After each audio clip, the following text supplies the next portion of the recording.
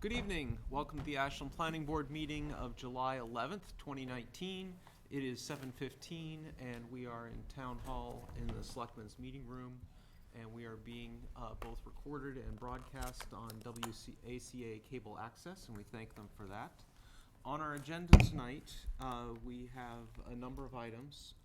First, we have a public hearing on the Village at Clocktown, 12 Union Street. This is the project on the same parcel as the public safety building by the Fafford Corporation, or whatever sub-corporation they've created for this project.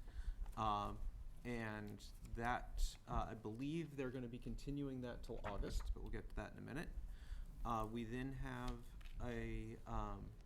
the discussion on the endorsement of the subdivision plans for Whittemore Estate that we've continued from a previous meeting. We then have three different A&R projects. Stands for approval not required, meaning it doesn't require a subdivision approval. These are typically changing around of lot lines, which as long as they meet the basic zoning and legal requirements, they're entitled to do. And then probably the bulk of our time tonight will be on 12 Pond Street. This is Marconi's, or the Fusion site, depending on how long you've been in town. And it's a proposal to put in a mixed-use development there. And so with that said, let's start with the Village at Clocktown. This is a public hearing, so I should read the notice. The Ashland Planning Board will hold a public hearing on Thursday, June 27th, 2019 at 7 p.m. in the Board of Selectmen Meeting Room, 2nd floor, Ashland Town Hall, 101 Main Street, Ashland, Massachusetts, to hear the petition of Rick Terrell, 58 Exchange Street, care of Angela Conforti. I apologize if I mispronounced those. 120 Quarry Drive, Milford, Massachusetts, requesting design plan review and site plan review per Chapter 40A, Section 6 of the Massachusetts Zoning Act, and Chapter 282, Sections 9.6 Design Plan Review and 9.4 Site Plan Review of the Ashland Bylaws. The applicant is proposing the development to be known as Village at Clocktown. The project includes construction of a 200-foot long, 20-foot wide roadway ending with a cul-de-sac serving 4 age-restricted buildings comprised of 4 attached units in each building. Proposed construction includes stormwater collection system infrastructure. The property in question is located at 12 Union, 16 Union, and 1 East Union Street. Assessors map 15, lot 76 in the Wildwood Mixed Use Special District B District Zoning District. Yes, it really is 3 districts there. Parties wishing to be heard on this matter should submit comments to the planning board ahead of time and or appear at the time and place indicated above.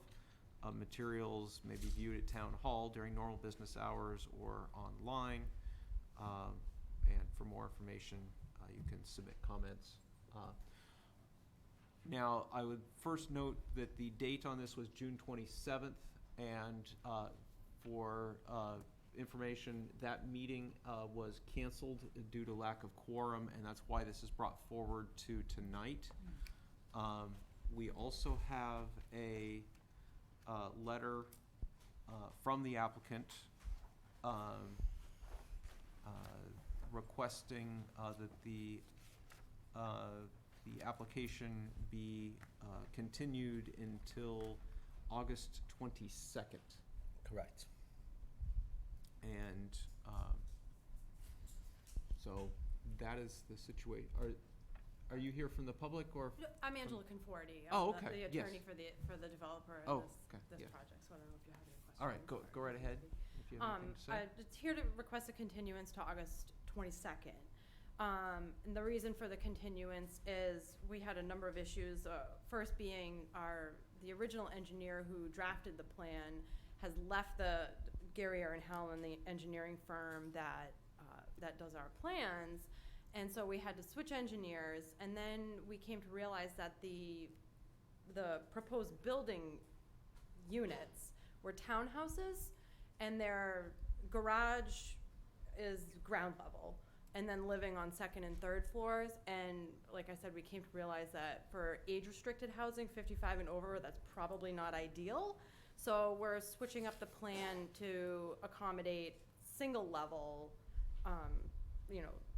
houses or duplexes or whatever they come up with to fit the configuration. But I don't think I think it'll be much more preferable for like I said, the community that it's intended to serve. Since you're here, for what it's worth, in looking at the plan that was submitted, it felt like there was an awful lot of paved area for the number of units you were putting in. Right. And you probably could have pulled it closer together and had less paved surface. That's one of the issues that, we continue to address, because we don't want to pay for any more roadway than we absolutely have to, of course. And there's some significant wetlands in the area as well that we're trying to avoid. So, the less roadway, I would say, the better. I'll communicate that to my client. Okay. And I'd like to see the wetlands delineation to be made available for the next meeting. Sure. If we're gonna do this in August. Yep. And where do you guys sit with Conservation Commission? I'm sorry, I can't really speak to that. I just, it's Meaning kind you don't know? I don't know. I just started with this company at the end of April. Okay. So all that conservation stuff was done prior to, I will review that and certainly submit that for peer review comment. Yeah, I mean, I think it, given the amount of wetlands on that, I think that, one person on this board's opinion, like, we need to understand where this sits with conservation before we get too far along, I think, so. Sure, of course. Makes sense. So,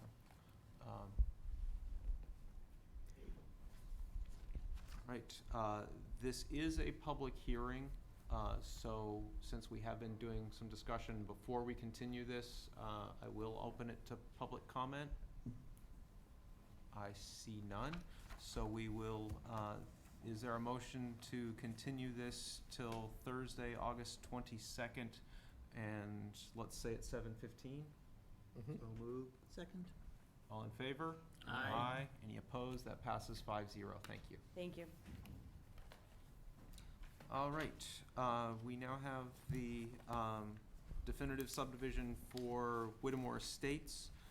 This for people who haven't been following along with all of our meetings. This was approved by the planning board on March 24th, 2016.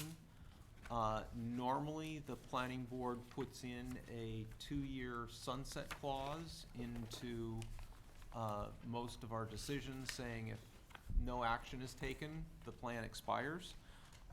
That was left out, so by state law, this is still valid for up to 8 years. And however, there is a requirement that the plans be brought to the planning board for endorsement within a relatively short time period, which didn't happen. But the planning board, if it determines it's within the interest of the town to do so, is still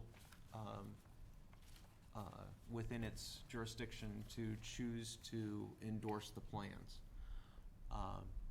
So I believe we had some questions at our last meeting to discuss this, and if the applicant would like to say what has happened since then, that would be appropriate. Yes, it's the last meeting.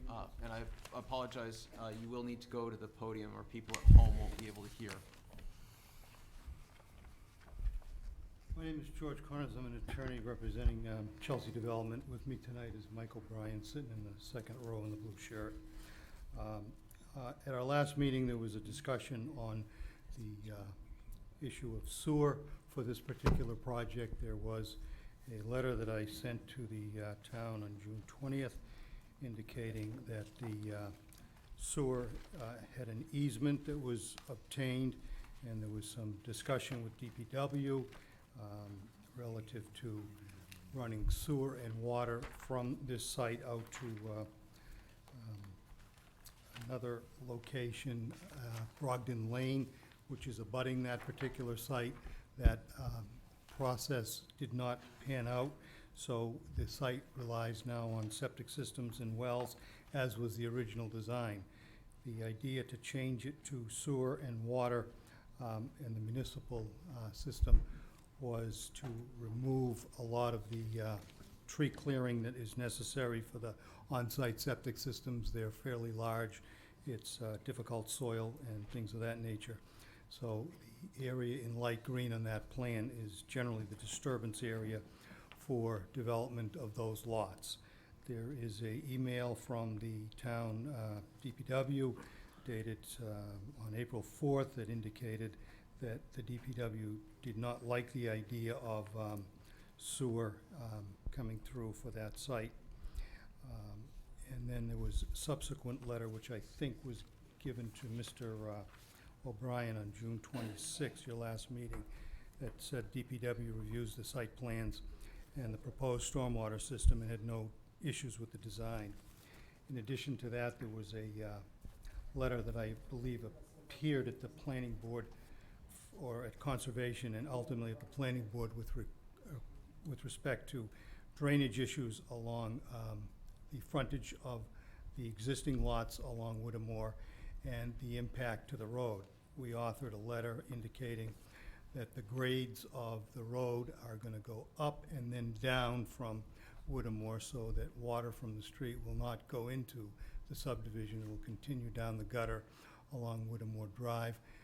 All the water from the fronts of the lots that have been built above the road is going to be captured in a drainage system component that is in front of one of the lots and carry it through the drainage in the roadway down to the end of the cul-de-sac and ultimately into the detention basin and the receiving waters. All of those drainage calculations have been sent to you, just the excerpts from the original ones that were reviewed by your town engineer at the original submission, both reviewed by conservation and the town engineer for the planning board.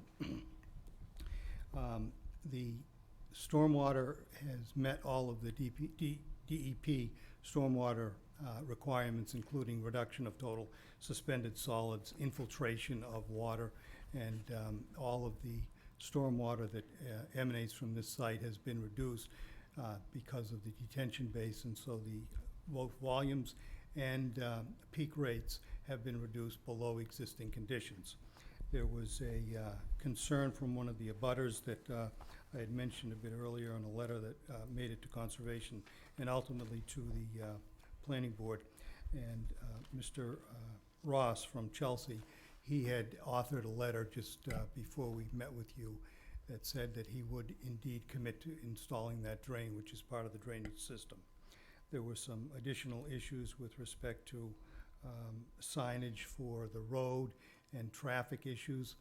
There was a question by the abutters, I believe, that wanted a three-way stop sign. We're happy to put in the three-way stop sign. We don't have control over Whittemore Road. If the selectmen want that, we're happy to do that. There was a question to put in a request to put in a hump for traffic control on Whittemore Drive. We have no control over that.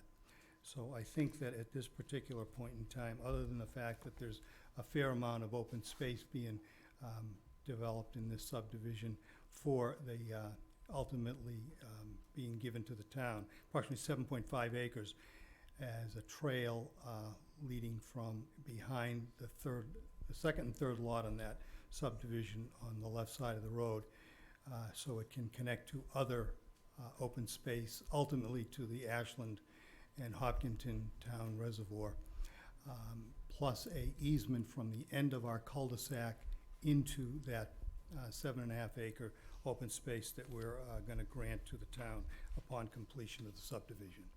So I don't believe we've left anything out. Okay. Members of the board, any thoughts on this? Anything you don't think has been answered yet? I just think that there were a number of questions last time, which is two meetings ago that we discussed this. And we brought up just a number of, trying to reflect back on the changes in Ashland about preserving green space as much as possible, looking at environmental issues as much as possible. We brought all of those up at that time. and wanted to have DPW and Conservation Commission check off on it, and I think they've done that. So to me, this project has gone through that rigorous examination that we're expected to do by the residents of Ashland, and I feel like they've followed through on that. Yeah, so just speaking up to Peter Matchett, Town Planner, from the last meeting, I did check with DPW, I had conversations with them, they did review the stormwater. And then also I checked in with fire to make sure they were okay with fire suppression. And there are 2 fire hydrants that are being installed on the roadway. So all houses will be built within 500 feet of a fire hydrant, which is typical Massachusetts code. And so therefore, looking at the I would say the file and the jacket for this subdivision, really this is the next appropriate step for this subdivision, which will be endorsement, which is really the signature of the planning board. From this point, the applicant can then take the plans that you'll be that if you would decide to endorse will be then therefore recorded at the registry of deeds, and therefore that really splits and makes the lots of land, which would then be suitable for development, which then kickstarts the process for the development of the roadway and therefore building permits. But the building permits, as we discussed last time, can only still fall under the 25% per year. Is that right? So the building, this development was, Massachusetts is an early vesting state, and so the bylaws at the time of the original application and so the application predates the acceptance of those bylaws. And so I would say no, because of the vesting powers of Massachusetts. However, if it was after that town meeting vote, yes, that would apply, but because this was prior to, it does not apply.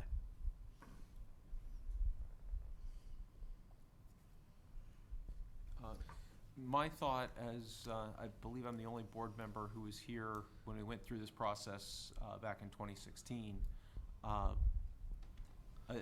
if we were to decline to endorse and then they came back with this same plan and submitted it as a new subdivision, and we went through the process of new hearings and all of that, I don't see what we would be able to do to make it a better project than it is right now, so I don't see where the value in that would be.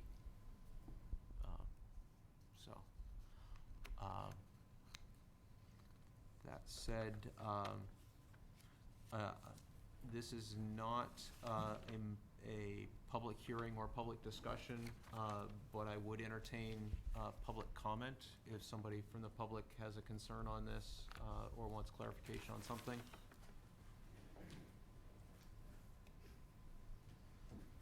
Okay.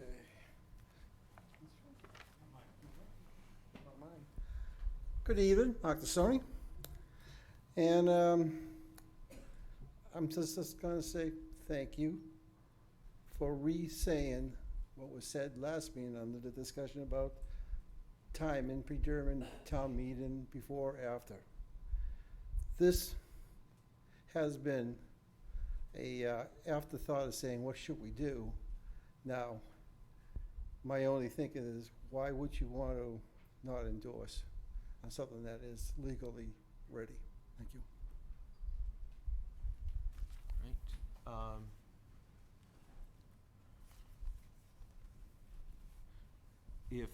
If we are ready, then I believe it'd be appropriate to have a motion to endorse.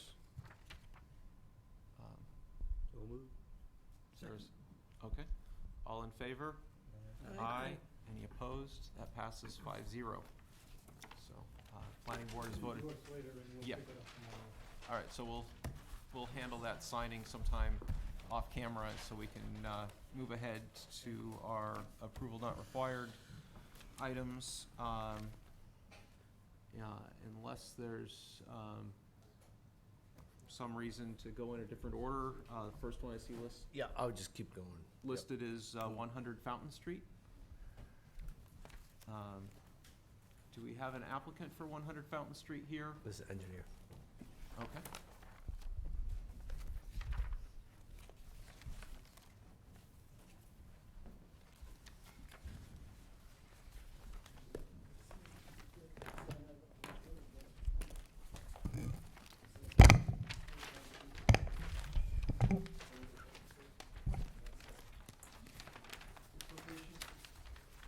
That's fine.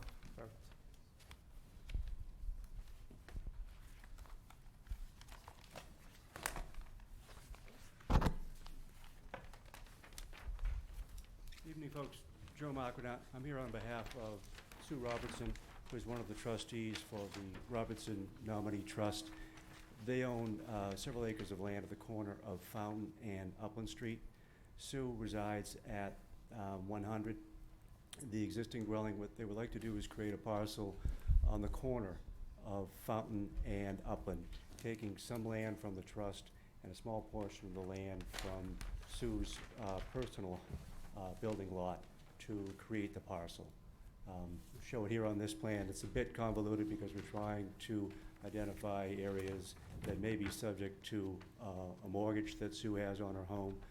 But the basics are we have area in excess of the minimum requirement. We have frontage on Fountain Street to the minimum requirement, and we meet the rule of 22 with our lot shape.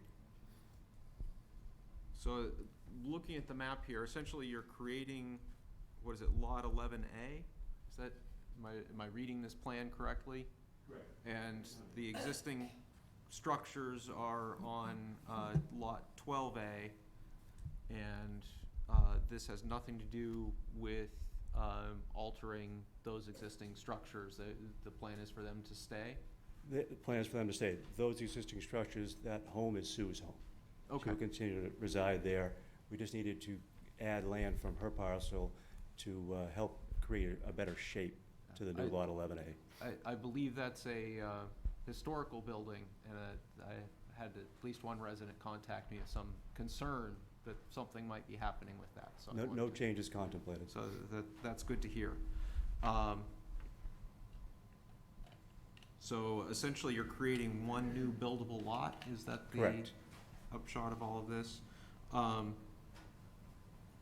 Generally, knowing how the traffic flows there, my first thought would be, and I know this is a little outside the A&R process, that it would probably be better if any driveway for the new lot were on Upland instead of on Fountain.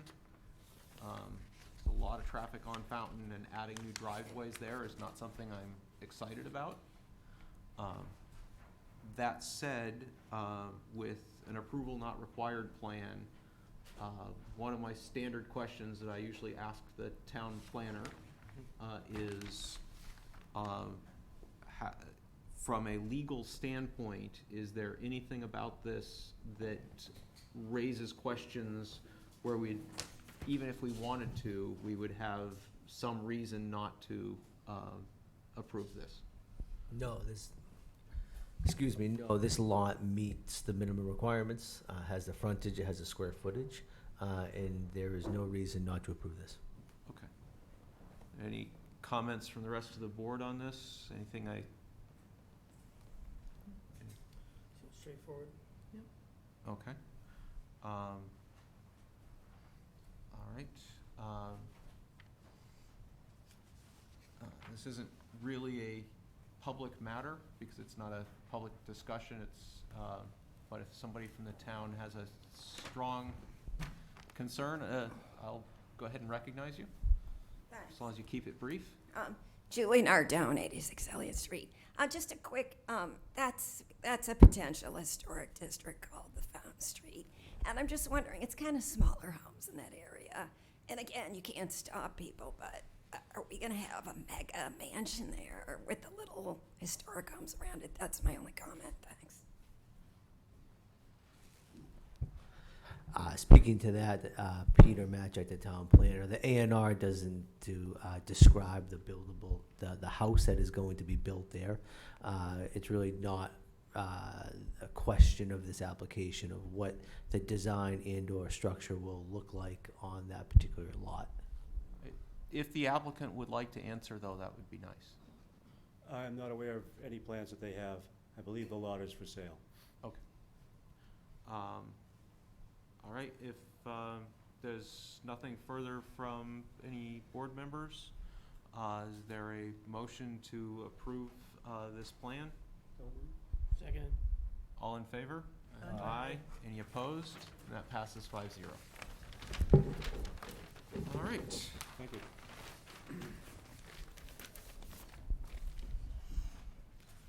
And so our next plan is for 310 Pond Street. Yeah, I always thought it was funny that it says approval not required, and then we turn around and approve it, but it means subdivision approval not required. But they dropped that word for some reason in Massachusetts. I think if we called it subdivision approval not required, it would be saner. Yeah, at least Say make more NR, sense, a little yeah. more sense. Saner. All right. I shouldn't be making jokes. That's good. So for the record, my name's Nathan Mahonen with Bowler Engineering. I'm here tonight on behalf of the applicant. As noted, the applicant and the owner has submitted an application for the A&R plan for the 2 lots located at 310 Pond Street. The lots are within the Highway Commerce District and the Pond Street Mixed Use Overlay District. The intent and purpose of the submission of the plan is to combine the 2 lots, the larger parcel here and the parcel on the corner, into one single lot, which are both currently under common ownership. The combined lot, with respect, conforms with all aspects of zoning for the underlying district, and so do the existing buildings on the lot. Other than that, I'm happy to answer any questions, comments that anybody might have this evening. So just for clarification, this is what's listed, if I'm reading this correctly, as Lot 209 and Lot 210 are to be combined. Correct. What is currently on Lot 209, the smaller one? This basically consists of landscaping and parking areas. Okay. There's really nothing else that's there. And seeing the existing buildings, one of those is the Blockbuster building, and the Correct. other is the old Sears Plaza, which is now the Habitat for Humanity building. Correct, and then there's Yes. recently the childcare the facility has daycare moved in there. and- Correct. Yeah, okay. Just want to make sure everybody at home Certainly. and in the room is aware of where this is, and this is also across the street from Shaw's. So this is removing the lot line to the left of the Blockbuster building. That's what this is doing. It would be removing the 2 lot lines. Yep. Yep. here and Yep. here. Correct. Is this in anticipation of some development? So the owner has had some interest in the parcel and redevelopment. Nothing's formally or concrete at this point, but they do anticipate that if anything does become concrete, they'd be back in front of the board for any additional permits or approvals that would be required. So this is, Oh, go ahead. so this is obviously a commercial property? Correct. And does the division of the property currently, do you feel it limits the potential economic development of that property? The current division? Mhm. No, I mean, the intent is to combine them into a single parcel under common ownership. One of the benefits is that it does freeze the current zoning on the parcel for 3 years as allowed under the state statute. So that does help with potential development on the parcel. I did not know that. Can you, so- can you explain that? So A&R, it freezes the zoning, and so on the day of approval of the A&R signature, the zoning bylaws are in effect upon the date of the approval of the A&R are good for 3 years.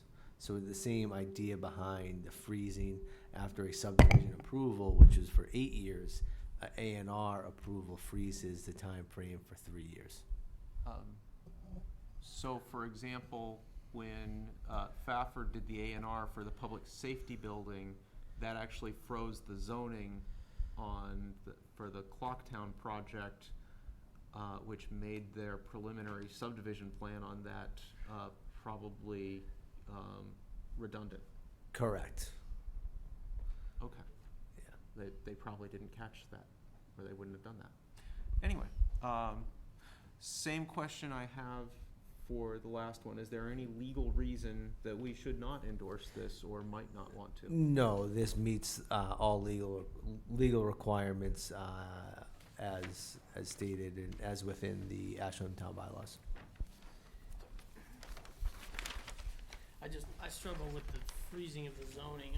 We're removing a subdivision that has existed on this parcel for some period of time, right?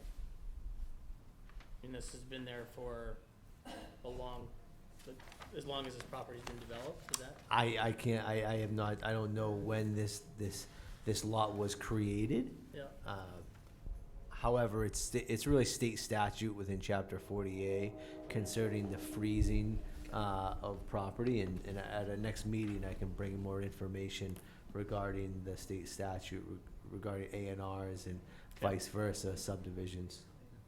I had actually not heard that before in all my years on the planning board, so it's, You know learn what? something. 99% of subdivisions are typically residential subdivisions, like the past subdivision at 100 Fountain Street, where it's just a subdivision of land or it's a manipulation of a property line. In this case, it's a manipulation of a property line, but there are some benefits for A&Rs concerning freezing. I would say typically they're not utilized. However, they do exist. Any other questions from the board? Again, if anyone from the public has a quick comment.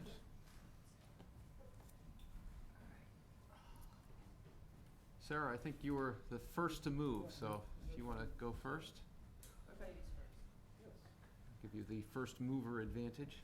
Sarah Hines, Elliott Street. I'm actually in a butter to this property.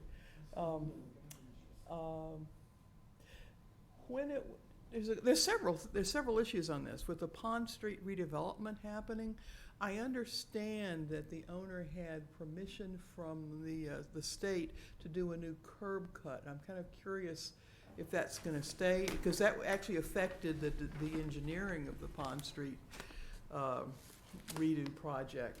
And I'm just curious if that's intended to be kept. And I do know when it was developed for the shopping center, they wanted to establish a couple of pad sites, which the corner parcel and the Blockbuster site were too. So I mean, I don't know that much of where I care about what dissolving of it, but there are a couple of issues, and you need to find out the status of that curb cut, because, you know, as it is now, if you want to pull it off of Pond Street, you have to go up through the condos and around. And the previous owner, because I know Parsons now owns it, had gotten permission from the state for a new curb cut that would have been closer to the old Blockbuster building. And that should be figured out, whether that's in or out, how that hits with the property lines or the proposed property lines of it. So that was my main comment. Thank you. If the applicant has anything to comment on that, or if that's something that's just going to be part of any future plan submitted? My only comment on that is at this time, I don't have any knowledge of their intent or to move any curb cut that's on the parcel, whether it's on Pond Street or Spyglass Hill Drive. Yeah. Future development on the parcel may necessitate it. I don't think this was about changing an existing curb cut. I think it was about permission from the state. For a new because curb Pond cut. Street is a state highway. Correct. For a new curb cut Correct. that had been, they had obtained permission but not put it in yet because Yep. it was there for future Yeah, use. any movement, new curb cuts, I have no knowledge at this Okay. time, and it might be something that's necessitated if there's future plans on the parcel, but there's nothing to my knowledge at this All time. right, thank you. Mark? Okay, thank you. Okay. It's gonna be somewhat quick, but then again curious. On the two lots adjoining, are there any businesses that are still in business on either lot? Yes or no? There are a lot of businesses on the On larger lot. 209. No, there's nothing, there's nothing on 209 right now as far as structures. And 210, is there any businesses still there? Yeah, it's the Sears Habitat for building. Humanity Restore, there's Child care facility. childcare facility. And they have a legal lease to be there? I'm sure they do. Yes, but they are renting spaces within a building, and the lot line, this is about removing the lot line. So any redevelopment of this site, obviously they would have to work with the leaseholders. And this would not change that. Okay, and this is one, this hopefully that the leaseholders were notified that there was something going on, that they might have a say into their parking spaces that might be taken out. They would certainly have a say, notification and such, when it comes to if they're applying to actually do a development. This is simply applying to change lot lines, and I don't believe there's a notification requirement for this. Is that correct? Correct. For A&Rs, there are no notifications which are required by state statute. I can't speak if the applicant did contact his two current tenants concerning this A&R. That is not in front of the board tonight. Okay. And one last thing was said at the beginning that there's no really solid plans or what it's actually going to end up there. It could change within the freeze of the zonings. It could. Right now, this is they're removing two property lines, and both lots are under common ownership, and then it's in the right of the landowner to manipulate the property lines as such. Okay, so with the freeze of the zonings and stuff like that, if to come up with a different, from what is planned maybe now to a future change, won't they have to come back and looking for a new zone to unfreeze and freeze again? Yeah. In freezing the zoning, it lets them use today's zoning for an application within the next 3 years. But it doesn't prohibit them, if we do change the zoning, from applying under the new zoning as well. They get both, they get the benefit of whichever they choose. And if they want to use whatever they want to put in, it could be a change of mind from their side, but they already got the free zone already working for them. Yes or no? Yeah.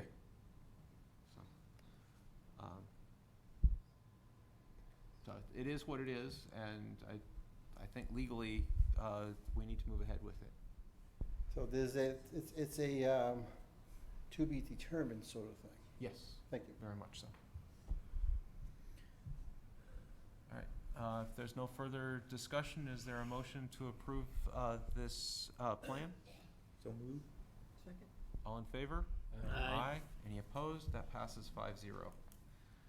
All right, and Thanks. you're welcome. Our next A&R plan is for 31 Franklin Road. I believe this one was submitted earlier and then withdrawn and then resubmitted. There was some issue originally, something, anyway.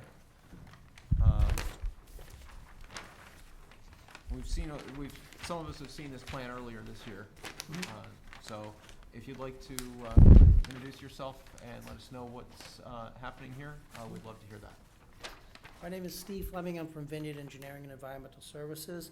I'm representing Jonathan and Pam Sage of Thurston Road in Ashland. The subject property is 143,000 square foot existing lot with one residential structure on it and two outbuildings used as a garage and a shed. The applicant purchased the property with the idea of preserving the property as a non-buildable lot in the rear portion, but they didn't have any interest in keeping the house on the front of at 31 Franklin Road.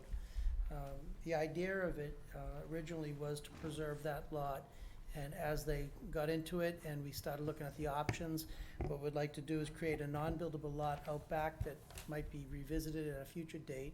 But at this time, it's listed as a non-buildable lot, and we just want to subdivide out the front lot so that they can sell that separately and preserve access to that rear land if they wanted to do something later on. At this stage, we've met all the requirements for zoning. We're going to create a 112,000 square foot lot and roughly a 31,000 square foot lot. The existing house will meet all the setback requirements.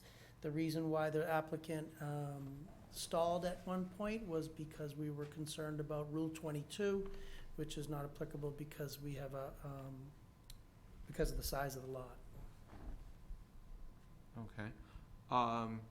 Looking at this from the perspective of many other plans I've seen, what it looks like you are doing is selling off Lot A, and then the larger lot that's mostly in the back, you are leaving a wide enough access to eventually put in a road and a cul-de-sac, so you can put probably 2 houses, maybe possibly 3 back there.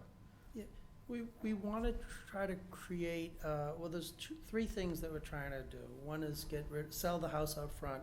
Second is have control of the area and development of that rear lot, because our applicant lives on Thurston Road. They Okay, don't want development back there. But at some point, financial situations change, health situations change, and they needed to preserve that right. They have children. They may find at some point that they want to sell that parcel to someone who may want to actually consider trying to develop it. So we preserved a 40-foot right-of-way as a minor road. and I also see something off of Thurston Lane with dotted lines. Is that some sort of easement? What is that? It's a 30-foot wide easement that runs behind the development of the subdivision on Thurston Road. What is the easement for? Sewer, water. It's a 30-foot wide town of Ashland easement. That's all. Okay, it's not actually part of your No. plan, so it's No. not, you don't have to know that, but I'm just curious, because, Yeah. we like to get the big picture. No, we included it, as well as the easements way out back on the back end of the property.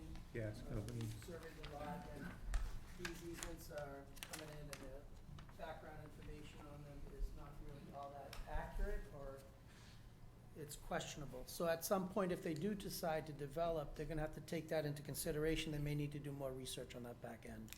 Okay. My other thought, if you were developing this, if there was some way to access it from Thurston Lane, it would be far less obtrusive, but with the lots already developed there, I don't see how that would happen. Just, for future thought. So, as always, is there any legal reason we would have for not approving this tonight? No, both lots do meet the zoning requirements. Lot 112A does not meets is greater than 2 acres, so therefore it does not have to meet Rule 22. And additionally, right now, it is a non-buildable lot because it doesn't have the required frontage on a way.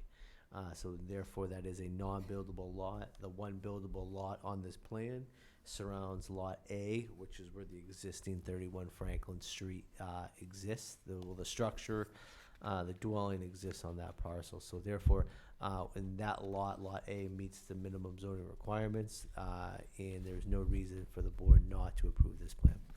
And I see there are 2 structures, a shed and a garage, that are part of the larger lot, and those are indicated they'll be raised, because I believe, they're both within the setback requirements for the new property line, and it's not a buildable lot, would be reasons for, needing to do that. Also, there is a driveway easement for the existing driveway through the new property. What are our rules for putting a driveway access to a house through a different lot as opposed to going straight out to the road? Because that's not something I see all the time. They have to show the ability that they have the ability to have ingress and egress from their lot, and they do show that. I've visited the site, and I've spoken with the town, with the engineer.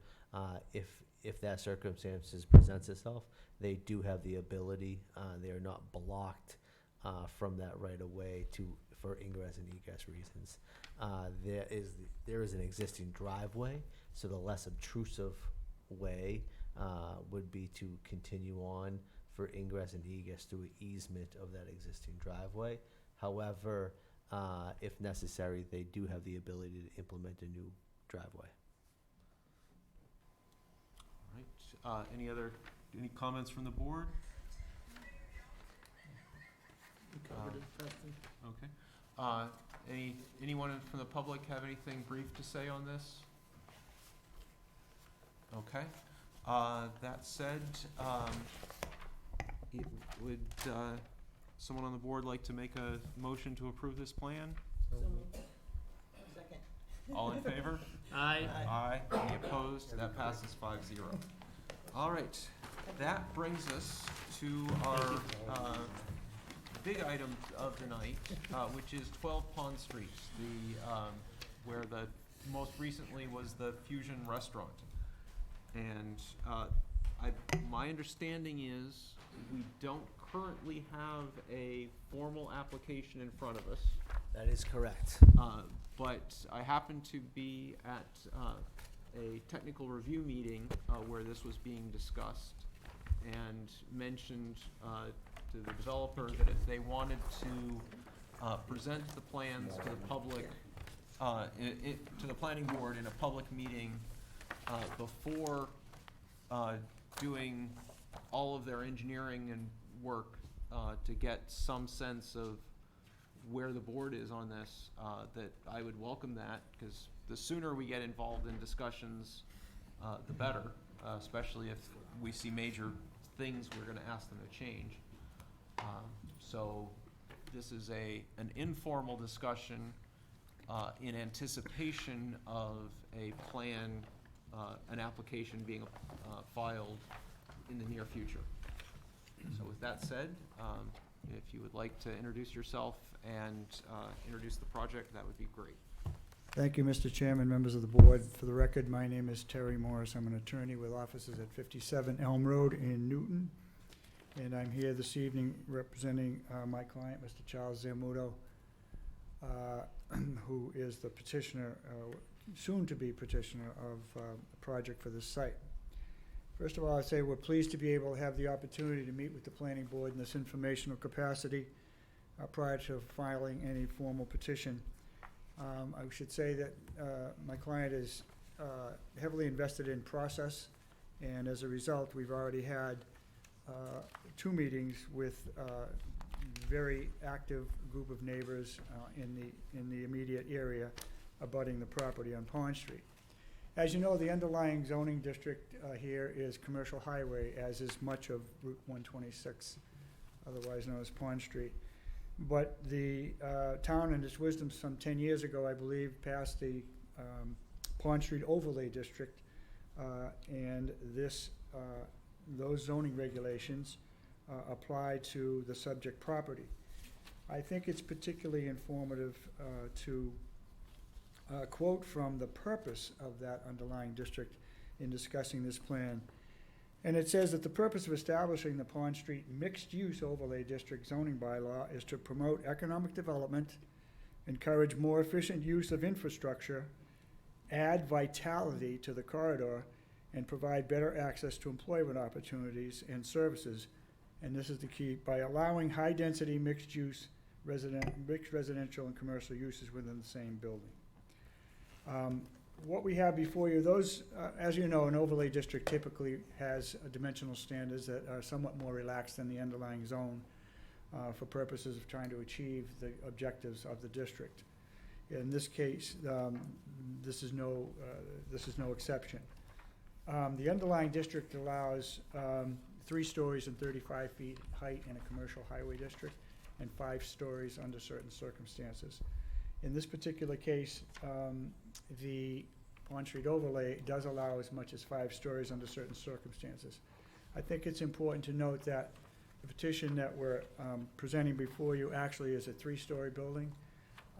We did not go to the maximum in terms of the height. The size of the building was certainly a primary focal point of concern at the neighborhood meetings that we presented the plans. Initially, we had proposed a larger building, not height-wise, but in terms of volume and lot coverage, and a more dense development of 20 units with 4 commercial spaces, almost 5,000 square feet of ground floor commercial space. As a result of that first meeting and the feedback, the constructively critical feedback we received from the neighbors, we actually came back with a lesser plan of 16 units and 2 commercial spaces with less than 3,000 square feet of commercial space on the first floor. One thing that's illustrative, I think, is this particular perspective And that shows a view down Pond Street, where the siting of the proposed building. You can see the thing that's most telling is that across the street, and this is pretty typical of that stretch of 126, there's a considerable commercial uses up and down the block and on both sides of the street. Now, we recognize that immediately behind that strip of commercial uses, there's a significant residential neighborhood. And one of the things that we hope to achieve is to achieve a very thoughtful transition from a planning perspective from the actual uses that are there that we're trying to ameliorate, and but a transition to the residential units beyond, the residential neighborhoods beyond. And I think that's one of the stated goals of the mixed-use district, is to encourage that kind of transition. And so for this reason, we're showing a three-story building, with ground floor commercial space. The design of the building with its gable roof ends is intended to present a more residential feel rather than what you often see in commercial spaces where you have flat roof. We understand, however, in towns like Ashland, which has more of a New England feel, that this kind of architectural style is in more keeping with the existing characteristics of the town's development. You all have, all I'm showing you this page is the same materials that you have in your 11 by 17 handouts. Some of the important characteristics are that we are required to have, under the zoning for this district, we are proposing actually 16 units. Under the regulations, you have a requirement of 2,000 square feet of land per, at least for residential apartments or dwelling units. In this particular case, we have a 30,000 square foot lot, which means we could be able to ask for a maximum of 15 units. Were we to ask for 14 units, and the difference between 14 and 15 is significant, we would be required under the town's bylaw to provide 10% of those, 1.4 units, 1 unit for affordable housing. Now, we're fully aware and cognizant of the fact that Ashland is trying to make strides to meet its minimum requirements under the state statute of having 10% of its housing stock or developable land area devoted to affordable housing, so that it might be free of the certain onerous, what people see as onerous provisions of Chapter 40B. And we are not here to propose that, but rather we're proposing a special permit project, which we think is something that's more appropriate at this juncture. We are asking to avail ourselves of that provision in the Pond Street Overlay District, particularly Section 7.0, Affordable Housing, Paragraph 1B. And that is the one that particularly allows you, as the special permit granting authority, to grant a density bonus in the event that the developer proposes more affordable units than required. Said bonus shall be negotiated between the special permit granting authority and developer. To that end, we are proposing one more unit than we could otherwise petition, but two more units other than the 14 that we most likely would produce or propose. And with those two additional units, we are proposing to make a total contribution of actually 4 affordable units, which would make the total development 25% affordability. That 25% standard is particularly important because that is the standard that's normally associated with 40B projects. By doing that, we are basically going to enable the town, we would enable the town if it were approved, to count all of the 16 units in the project towards your goal, towards your affordability requirement with the Department of Community and Housing Development. The key to this, however, is we did appear before the Affordable Trust. Obviously, that's a significant, given the economics of this project, that's a significant challenge for my client to overcome, and we've been in discussions with town officials and most recently with the Affordable Trust to discuss the possible use of funds that are available to them to buy down the rents for a period of time in order to allow us to make that kind of contribution. And at its last meeting, they did adopt a position in principle to consider doing just that. As far as the project itself goes, the parking requirements, as you know, for this district are somewhat more relaxed. Instead of 2 parking spaces per dwelling unit, since this would consist of 16 units, all of which would be 2-bedroom units. The average size is approximately 1,300 square feet. The number of parking spaces associated with the residential component would be 24 units. The commercial space, which is a little less than 3,000 square feet, would require 15 parking spaces based on the metric of 1 space for every 200 square feet of commercial space. Total parking requirement being 39 parking spaces. We have, we did produce a site plan, which you have in your packet. Call your attention to the drawing that looks like this, so that you might see it more clearly. This site plan is illustrative for several reasons. One of the changes that we made initially from the first neighborhood meeting to the second was to basically shrink the building from on either side to allow a 20-foot setback on either side from Douglas and Greenwich Road. And also pull the building back 5 feet from the street. And we, of course, have the requisite setback 15 feet on the rear lot line. So we're not asking for any relief of the setback requirements. We do meet the minimum, more than the minimum frontage required in this district, because we have 200 feet, linear feet of frontage on the highway, whereas the minimum is required is 150.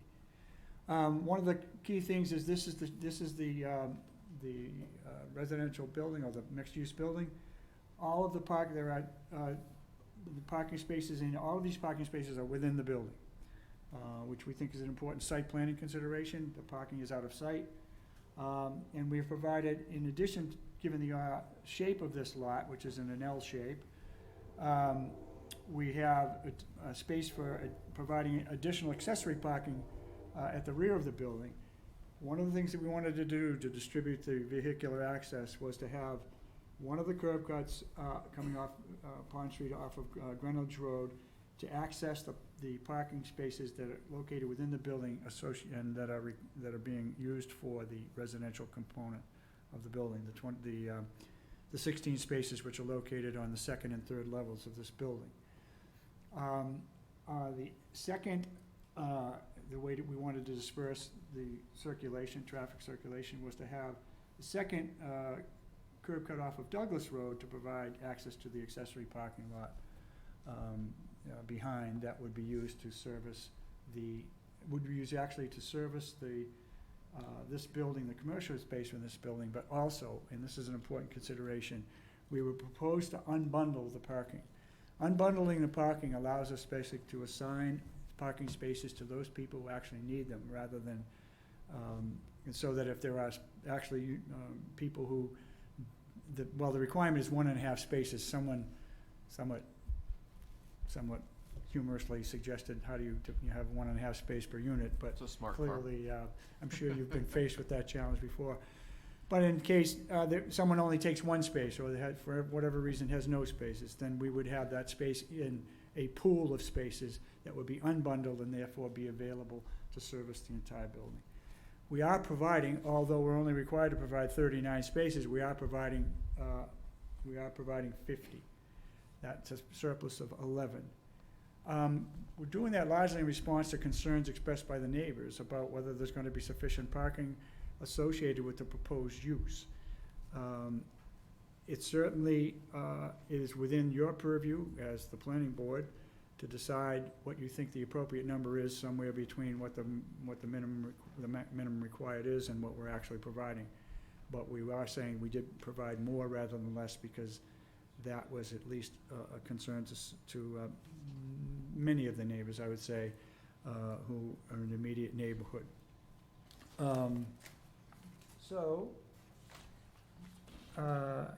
with that, I think that that covers the applicability of the various zoning standards that govern the property. And with that, we would open matter for questions or comments by the public. And for after all, that's why we're here, is to actually gain information, feedback from you based upon our presentation. All right, first I'd like to state that the planning board has received a number of emails from different residents. Many of them this evening stating, I believe all of the emails we received stated support for this project.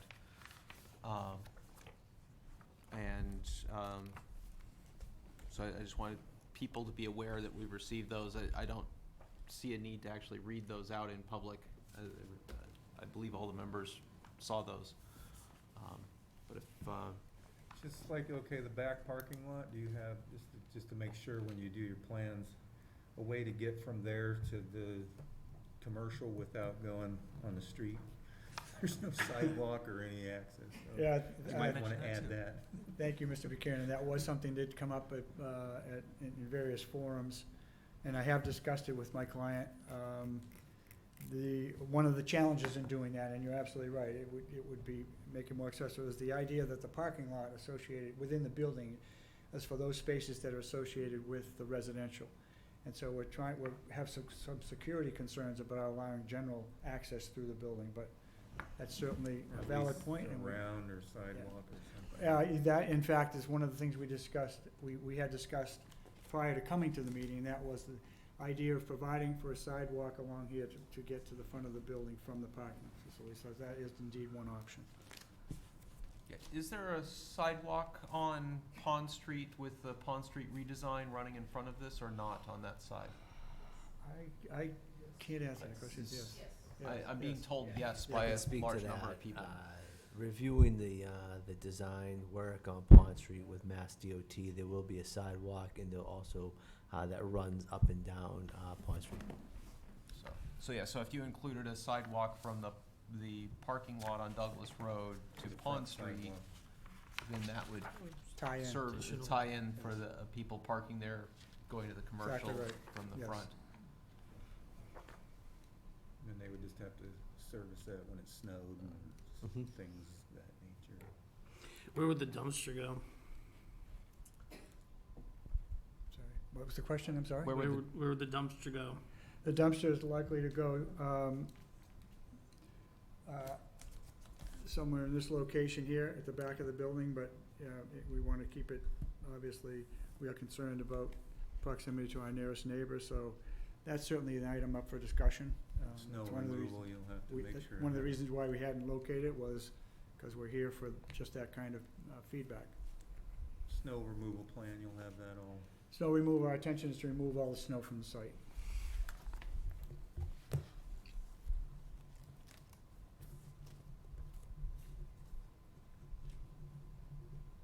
How far along is is this basically just kind of a schematic of what the site might look like? Or how far along is the actual design of what this thing would be? Is this just to How give an far along idea? is this design? Yeah, it's just to give an idea of what the Well, you can see massing from is. a package of plans, I think, which include floor plans, Mhm. that they're well thought out. Right, thinking less more of the plans, but more of the elevation of the front of the building and what the streetscape looks like. I Well, mean, Yeah, we didn't have, the earlier plans accented the two ends of the building, Mhm. and they had an element that was much higher than, and we changed the building to achieve two purposes. One was to bring the building in to provide some sense of green, and now we have, on one side, on the Douglas Road side, we have almost 1,800 square feet of green area here and 1,500 over here. And that was done essentially to give some sense of relief and to provide, because one of the provisions in the code is to provide some public space. There was some discussion amongst the neighborhood meetings about what constitutes public open space. Well, we're talking about a visual amenity, really, not Yeah. a park. Yeah, and I'm not really talking about the open space. Okay. I'm actually talking about the, what the building itself. If, yes? Charlie, come up. So, yeah, you need to come to the microphone or people at home You gotta can't hear you. identify yourself by name and address. Charlie Zamudo, 11 Plaza Road, the proposed developer. So we took the design of this building from the town website. In one of the websites, it shows pictures of how the planning board proposes property should look like. We can still work on the design of this building on the facade. Yeah, I think just, I'm an architect myself. Yep. I don't typically do this type of, I don't just typically Could've do, guessed that. I don't typically do this type of Could've building. guessed It's not my wheelhouse. But in looking at those guidelines, they are kind of meant to be kind of cartoons of, you know, things that can be added to the facade of a building. And I think Pond Street is one of the areas of town that for decades really has, Ashland has been thinking about, is how to develop this corridor, and now it's finally moving forward, and I think it's a huge opportunity for Ashland. I think everyone kind of wants to, you know, it can go bad or it can go really, really well, and I think that's the way we're trying to push it, that we end up having this really beautiful road, right, with these great buildings on it. And so I think it's worth that this front facade is really going to be extremely important as the process goes forward. So I can see that you're looking at, you know, how do we make the facade playful, like it's not just one big brick facade, right? How do we start to use the roof lines to kind of break down the volumes? How do we start to have different types of windows? All of those things I think are in the right direction. I think there's just there's another layer of, you know, as an architect, when I see various roof pitches, it looks a little not put together, but it's early in the process for you, and Yes. you keep going back to the drawing board, and believe me, I know that takes a lot of time, Yeah. because I do it every day myself. And so I'm looking at, like, wondering, like, how committed are you that this building is one that people say, well, you know, I really like that building. Have you seen that one that went up on Pond Street? They're really doing a good job on it. And that's the kind of thing that I think we want along that Personally, street. I'm not too happy with the design either. I'm a little more into the modern look, but we can work on the design, that's not a problem. And if you'd like to sit down and talk with our architect, we'd be more than happy to do that. Yeah, and I'm not Perhaps you could give us a few suggestions as to what, you know, the roof lines, the gable ends, the. I'd be happy to Yeah. talk to, you know, to provide some feedback or input. It's obviously just one person's. I have a foot in the modern world and a foot in the traditional world as well, and so I understand what you're saying there too. And I think Ashland, this is just my personal opinion, not the opinion of the board, but I think Ashland has to have a foot in each of those worlds as well. That's where we are, you know, both traditionally, but, you know, looking ahead. So I appreciate that viewpoint. It's just more like, I like that you're saying, you know, I don't quite like it yet either. I'm like, great, let's work on it some more. You're going the other way. Yeah. So is the parking lot gonna be lit? Yes. Cause you gotta remember to consider all the Yep, it'll effect be on the contained neighbors and for the stuff when you neighbors, yeah. design all that. And light pollution. Yes. Yep, we'll put low LED lighting, ground effect lighting, so it'll light up the whole sky. Probably just a technical mistake. It says front setback proposed 5 feet, required 30 feet. I'm No, there's guessing no that's. setback. There's no setback. That's a typo.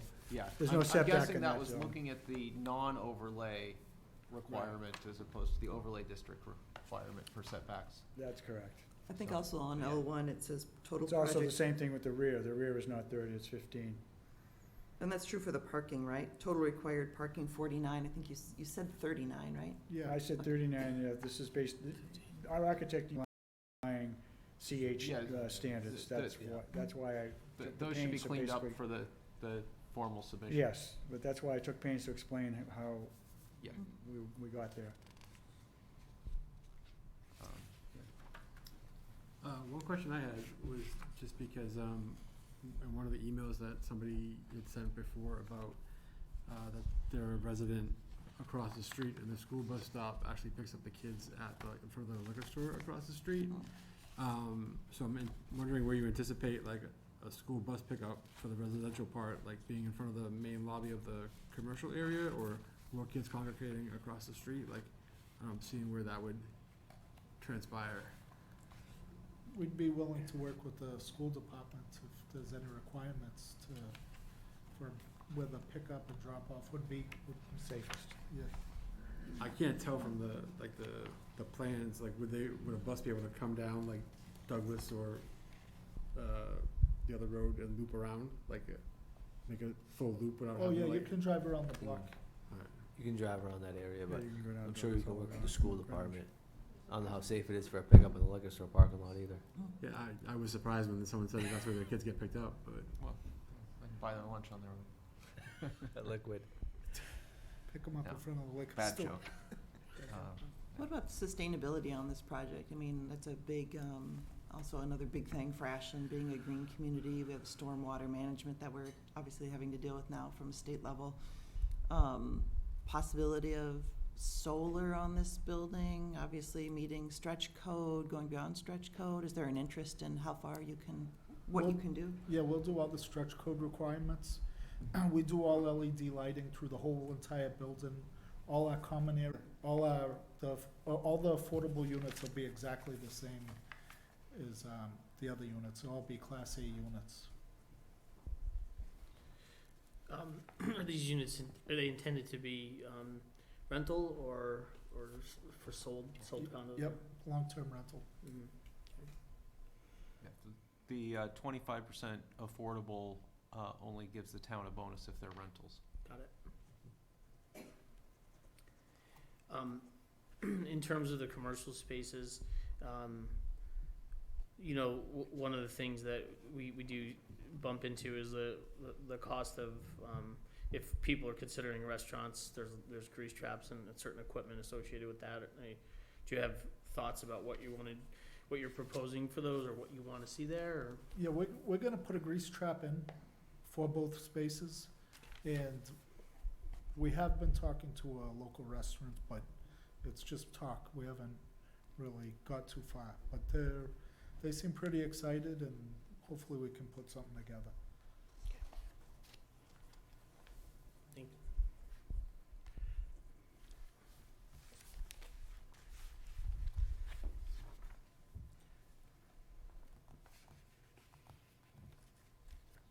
There's nothing else from the board right now. Should we take some public comment?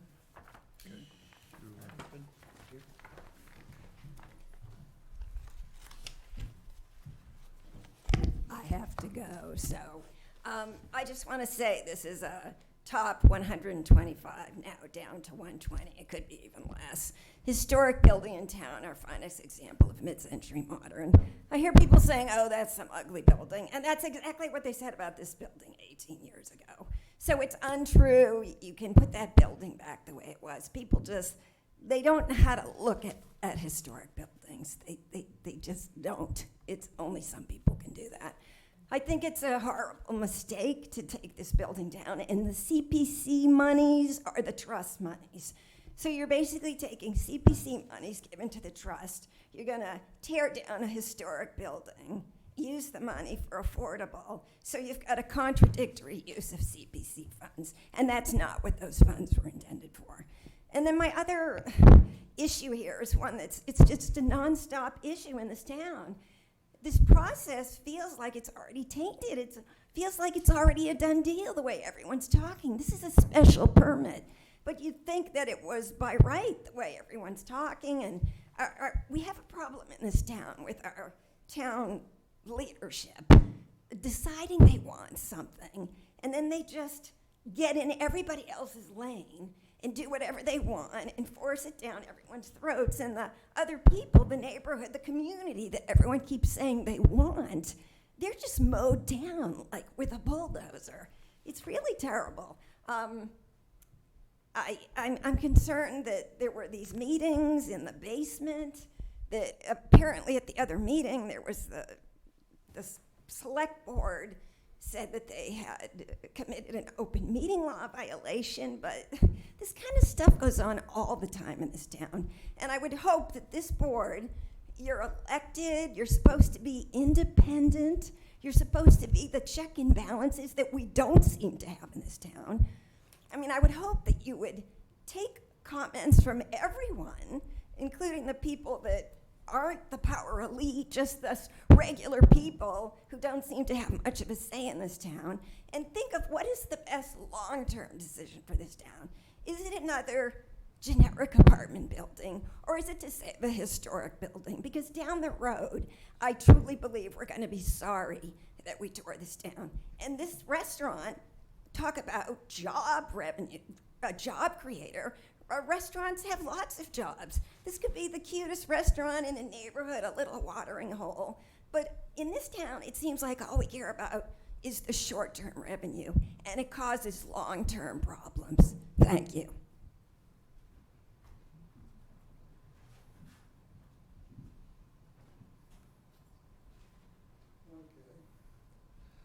I'm hoping not the last one, hoping the people in the CC will get up too. Mark Sony again. I know this lot. I know it from years on past when I used to work at Marconi's. I don't know how you got 39 parking spaces. Unless you use the expanded one that it's got where you're gonna go Douglas Road to the square that's there.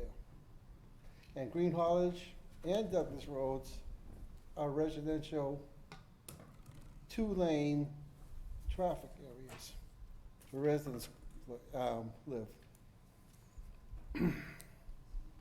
I myself don't want another restaurant there. I'm just gonna come out and say, if I said it earlier, it's professional buildings, businesses, marketable things, mix of those, not a food eatery. We have many of those up and down the corridor. We are anti, if you're thinking that, we're anti Jenny Craigers, which is not healthy, and to get people in to economize Pond Street, to work it through, to get it ready. Food. People could buy food, go to the supermarket, to bring it home and have it themselves. I'm coming back to say that the building size for the lot, for what they were showing, is way too big. The lot itself is not whatever the width is, with the bottom, with the residential apartments and a couple commercials. What my suggestion was, I know it's not gonna happen, it would be business bottom, offices, professional buildings in between, then the apartments and small. But I do have one question about the parking lot, which was not said. Is it ADA appliant? I certainly see handicap spots clearly How many marked. handicaps? It appears there are 2 underneath the building, which would be for the residential side, and 2 in the commercial area, because I can see the unloading, the van unloading spot. And I kind of understand in there is people who are handicapped, who don't use a van, who use walkers and wheelchairs, have a distance to get to. Yeah, you do have to go around. Yeah, thank you, yes. It's like 21 Main Street, how we got designed good for that reason. So I'm looking at it, economic-wise, another food place, right? Professional, marketable, with what the input for what 126 is actually looking for an attraction from end to end. And what the neighbors were saying was because of the past history, how it was with Fusion. Marconi's never had any problems. Fusion is what happened. Now you're coming up with the idea of saying restaurant, commercial, and apartments. which the bus stop is at Douglas Road side, by the way. We had this talk about the, when Ponsonby was being designed, where was the bus stops? And it was at the town lines, just before Sunnyside, down to, across from Shaw's. And we had the lights and all that stuff, but this, if we need more food, let's put Amazon in here, let's put a BJ's in here, where it could be employed and economically sound. Not a restaurant. It should be business, mixed, professional, not a food factory number. Thank you.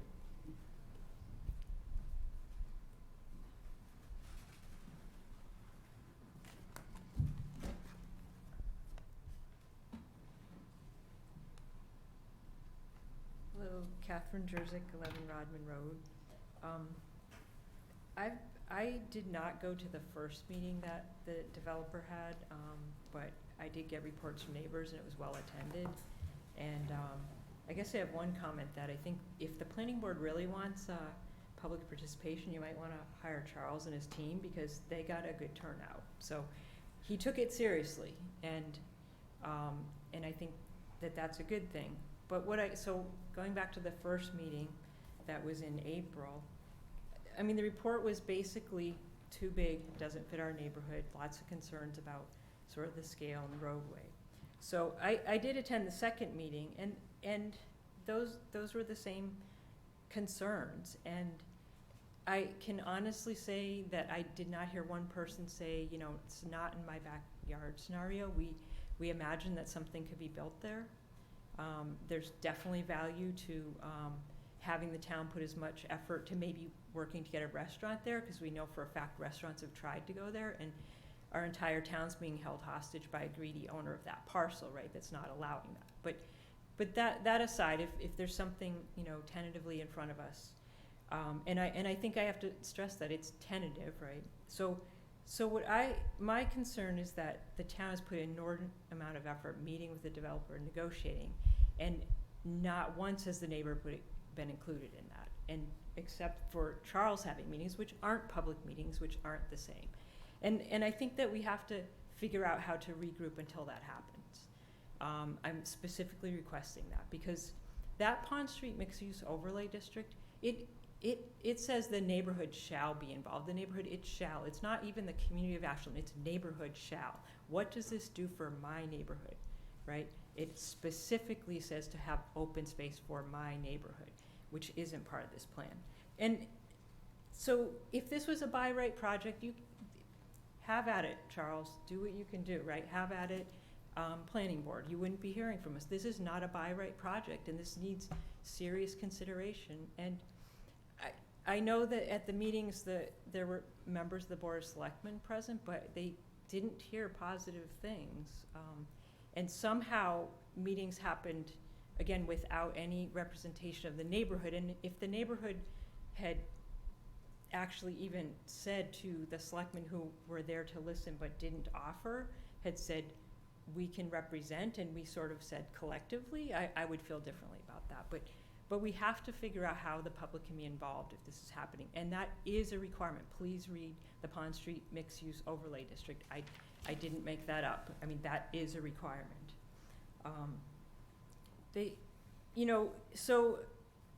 The biggest thing I think you can say is scale, but what we are losing is a community spot, right? And so that's, I believe, when you read that bylaw, why the open space is that gathering spot, right? That I'm not saying that every neighbor met and went to the restaurant. That's not the point. But we know for generations people could walk to work there, right? And that's part of what that Pond Street mixed-use overlay is to economic development. That, you know, I kind of find it funny that when it got smaller from something that wasn't compliant, part of what left was more commercial, which would benefit the town, right? We always talk about not getting more residential.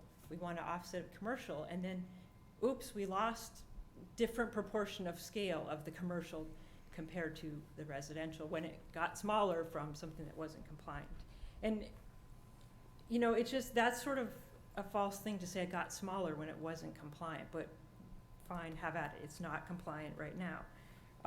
And there's, you know, I honestly, I said this the last meeting, I really think there's something that Charles could get the neighborhood to walk down here and support him. They have to try harder, it's not that. There's other things that, like, it doesn't comply with zoning, that if you have 200 feet of frontage, right, you can only have one entrance. It's got two. So that's in section 5 point something, I believe, but you guys should know that, or you can look it up. I really, really, really have heartburn with giving hard-earned taxpayer money to subsidize a developer, and I am for affordable. I think Ashland in general is. I imagine you could hear a few people gripe in my neighborhood about that, being honest, right? But what's happening is, so we want it smaller, and a portion of the town, which was led by people in town hall, and now made it essentially bigger. And so it's, again, is completely against my neighborhood by subsidizing that to add more units. And it's, the reality is, so that, I know it's allowed by law, but that's sort of fake affordable. We're getting 4 units. It's not really getting affordable. Like, it's not a 16-unit affordable housing development.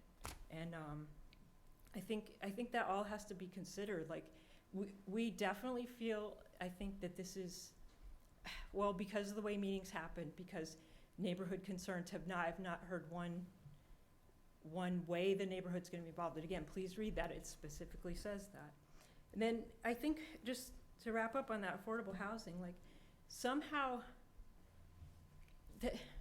to sacrifice my neighborhood for something that's not gonna move the needle and give a subsidy, like, we're subsidizing a developer to make something bigger, which is not what my neighborhood wants. If you look at the housing production plan, right, they specifically say, so again, the housing production plan was made to talk about how we can get affordable housing. We've done a poor job of that, let's face it. So it says, hey, we don't think, it says do not put affordable housing on high traffic routes. It specifically mentions 126, 135, and the Mass Pike. And they say, if you do, you need to have certain, you should have like HEPA filter stuff, and you should build buildings of different scales so you get natural airflow. And that is not what we have. And I guess so that goes back to our very own town is subsidizing something that is against something that we paid experts to say. Now, if Charles wants to build something that health-wise isn't good, because so if you read it, it's pretty compelling, right? That of why this high traffic, it links to a bunch of studies and MIT, and I didn't read them all, but so it's pretty compelling about that.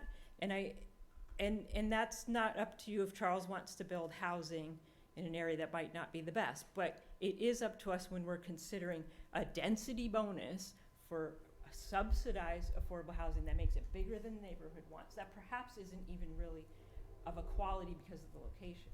So I hope that you will please enforce the requirements of that is really giving something. How does it fit in the neighborhood is one of those written things there. How does it fit in the neighborhood? And I think there's nothing that looks like that in the neighborhood, and neighbors are saying it's out of scale. Thank you.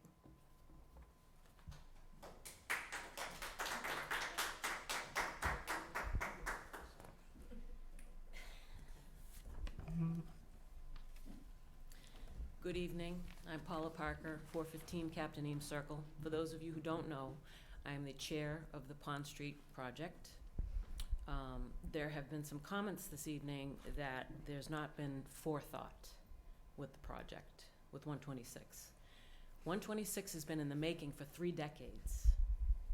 I got involved in 2008 with foresight and developed a design review committee for this very reason with members of the committee here in this room, Sarah Hines. We ensured that the committee was comprised of professional licensure. That meant architects, construction managers, landscape architects, professionals with the industry to be able to formulate a design review that was suggestive to you as a body before a developer gets to you. So Trish, your brilliant questions. Any developer who triggers change of use or demolition on a project will first go before design review. With that in mind for Pond Street,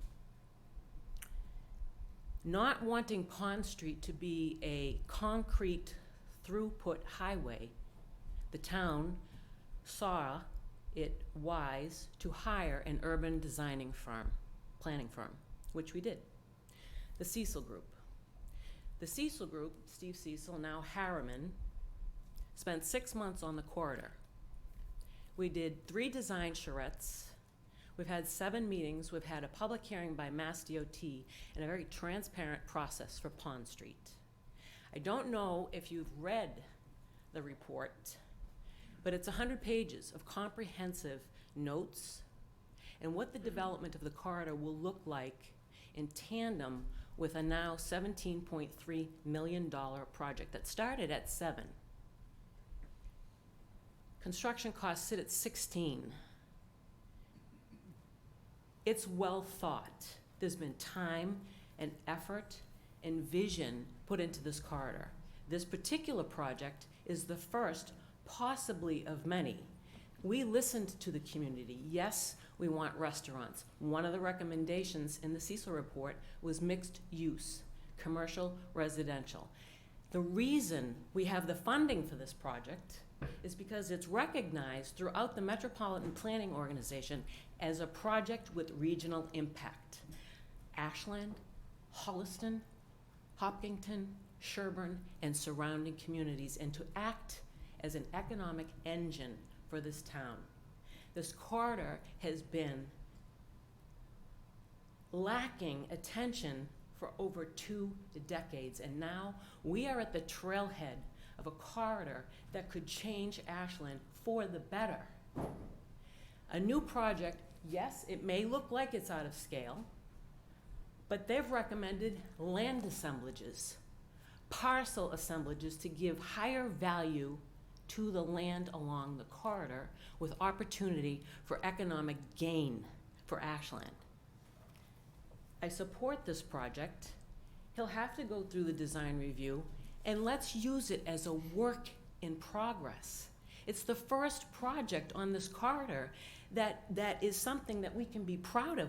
And I am not an elitist, but if you ride down the corridor, if you're a real estate agent and you started at the Framingham border and you said to your client, on the right we have Big Lots, on the left we have paintball, on the right we have dollar store, on the left we have Restore. There is not enough economic diversity on this corridor to support the residents that live here and the taxes that we pay. With a beautiful project, this is just the beginning. It sits at the gateway of our corridor. It's just the beginning. And as far as historic preservation, I'm all for historic preservation. This is a beautiful building, but you know something? Not every old building deserves to be preserved, especially a restaurant location that has dining on the 2nd floor and it's an operational nightmare. The project, as it stands right now, there are right-of-way agents on this corridor working with, they have 70 takings. So they're working with landowners, business owners along the corridor, because it's going to change to accommodate road widths, to accommodate sidewalks, to accommodate bike lanes, to accommodate utility poles being pulled back. All of that's in process. The parcel that Mr. Zamuto is looking at, or whether you've purchased it or not, I don't know, the front of that's going to be demolished anyway.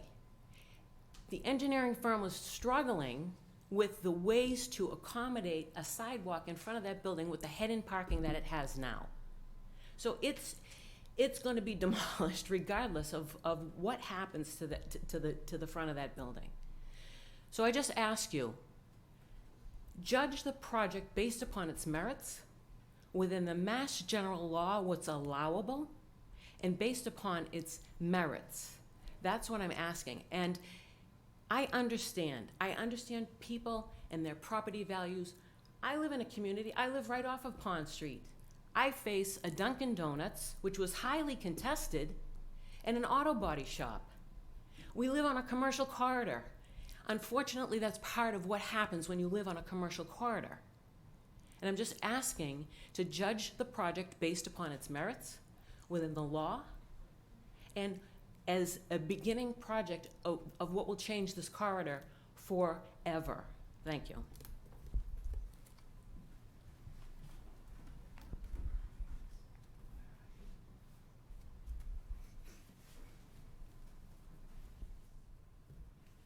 Hi, Sarah Hines, Elliott Street.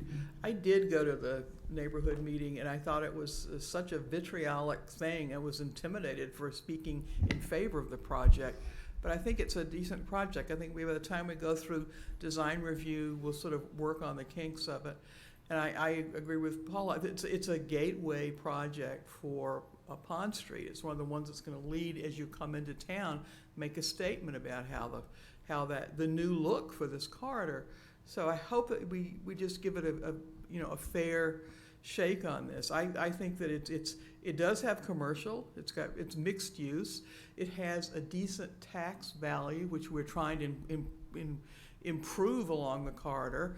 In terms of being a tax revenue generator for the town, the corridor doesn't perform that well. It performs less well than residential. So getting these higher impact projects, these things that have more value and contribute to the look and the feel of that corridor are going to be important. And I do hope we have some more. I mean, the thing down at the Parsons project, with which is the old Sears site, whatever happens there is going to be important as well. So I just want to say that I, with whether adjustments we make to design or not, I think it's a decent project. And it's been cut down in size now. So anyhow, I don't feel it's overscaled really. It's not that big. So that's my thoughts. Okay.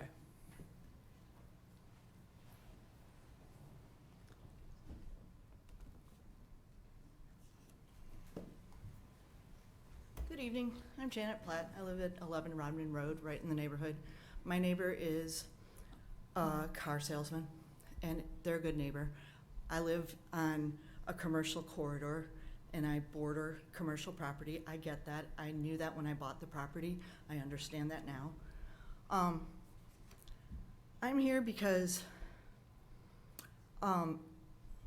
okay, so I've read these reports. I was part of the comprehensive plan committee when we had a comprehensive plan committee before the planning board abolished it. And so I've looked at all of these. I was part of all the Judy Barrett's charrettes way back in 2004. And then the design charrettes for the 126 Pond Street design thing over there on Fruit Street. I know what we were talking about when we were there. I know that the pictures we looked at and we put our little sticky dots on gave us mixed use as a alternative to bring economic development.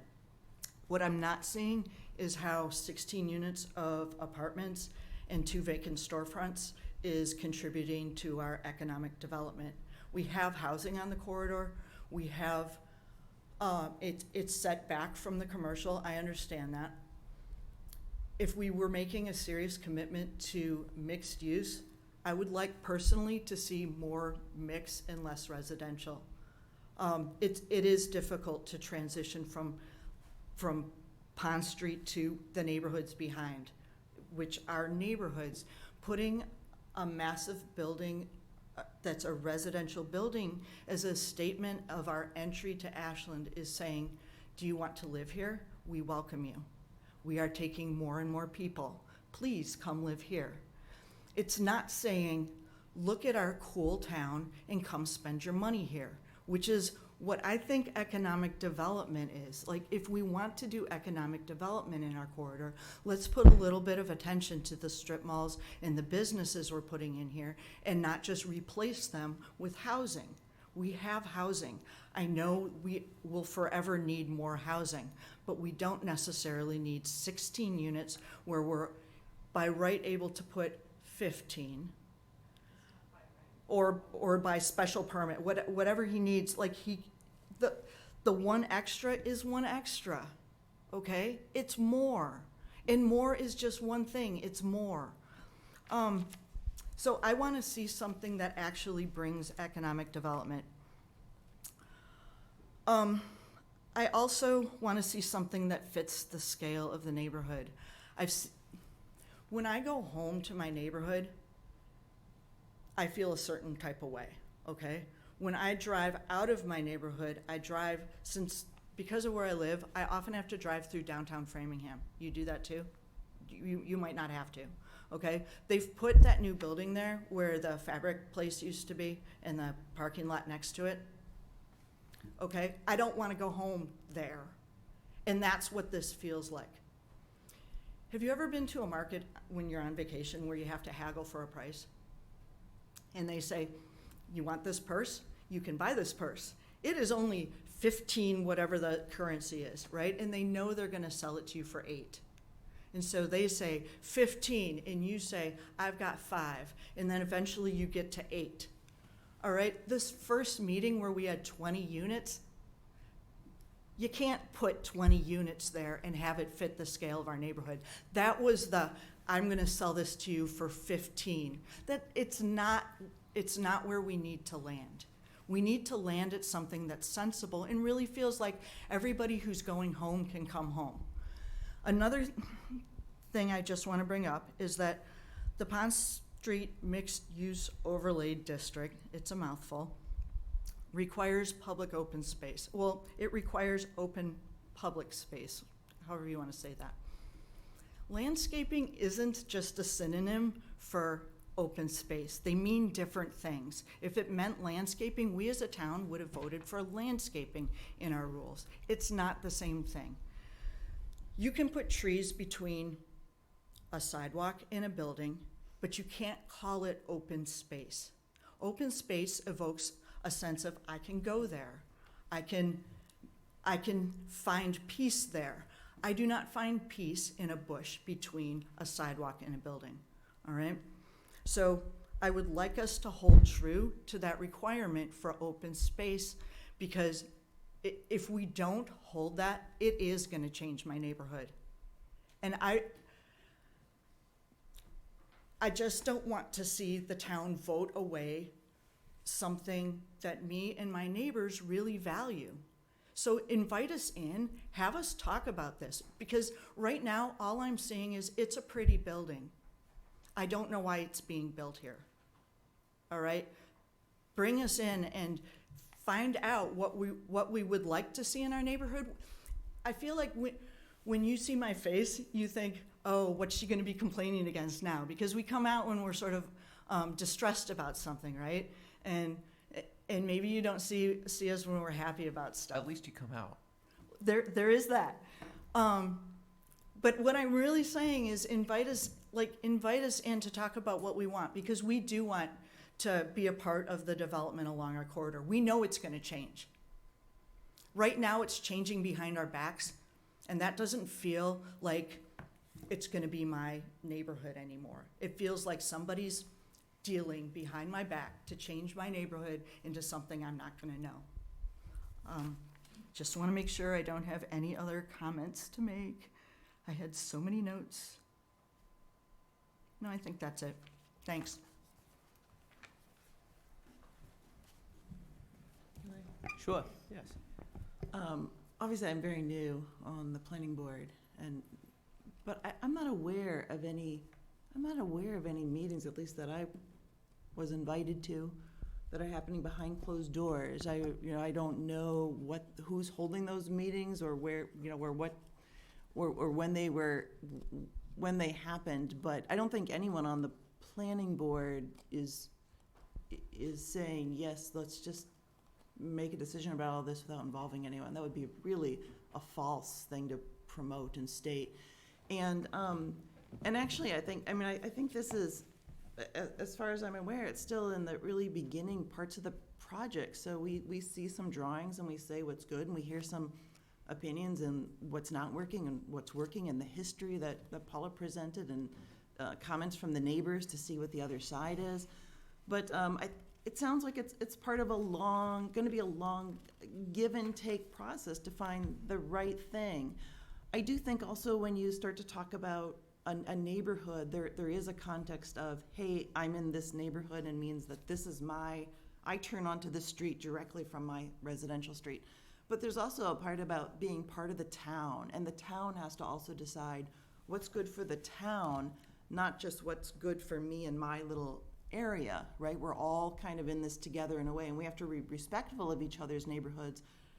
But there's a bigger picture in that about the economic development of the town and the things that are going to be supportive of all of us. And so I think, I think for obviously, we've been looking at that corridor for decades, longer than I've even lived in Ashland, that this has been desirable to change it from this, not so nice street, right now, into a place where people want to go, a place where people want to be. I know I go down there. Sometimes I stop in the Dunkin' Donuts, and sometimes I go to the DQ, and otherwise I'm out of there, right? So how do I make it someplace that I will go and maybe go to a restaurant? I kind of like new restaurants. But other places as well that I could support in town. I don't know what those are. It's not about my preference or the preference of anyone on this board, but it is about us coming together and figuring out what those things are. And whatever the solution is, I guarantee it's not going to be the perfect solutions for the neighborhood, and it's not going to be the perfect solution for the developer, but it's going to be somewhere in between that finds some place of a comfortable spot about what we want the street to be. And that's kind of a backyard for all of Ashland, not just people that are in the immediate neighborhoods. I think it was well said. Just to echo your earliest comments, this is the first conversation that we as a board have had about this site, about this project. There has been no conversations that I've been part of with regard to this. I've heard people talk about it, at the farmer's market or whatever, but there's been no formal presentation. And I am aware that there were a couple of meetings that the developer had with the neighbors and trying to have a dialogue, which I think is an attempt at trying to communicate and understand what people want. So just to reiterate that. And I was not invited to any meetings. I just happened to walk into the technical review meeting, which is a town staff meeting of department heads who are looking at different projects, and saw them discussing this. So I was there for that, but I haven't been involved in anything else. Yeah, and just to speak to that, a technical review meeting is something that I set up as a town planner, and I invite the fire department, the police department, conservation, typically the building inspector. We all sit down, we look at the plan to kind of give some feedback and some thought prior to having any more conversations. That would also include the economic development director, and that's just a way for town staff, professional staff, to really kind of think through and vet out maybe some of the projects that would be coming in front of the boards and the committees. Some of you, this is the first time you're meeting me tonight.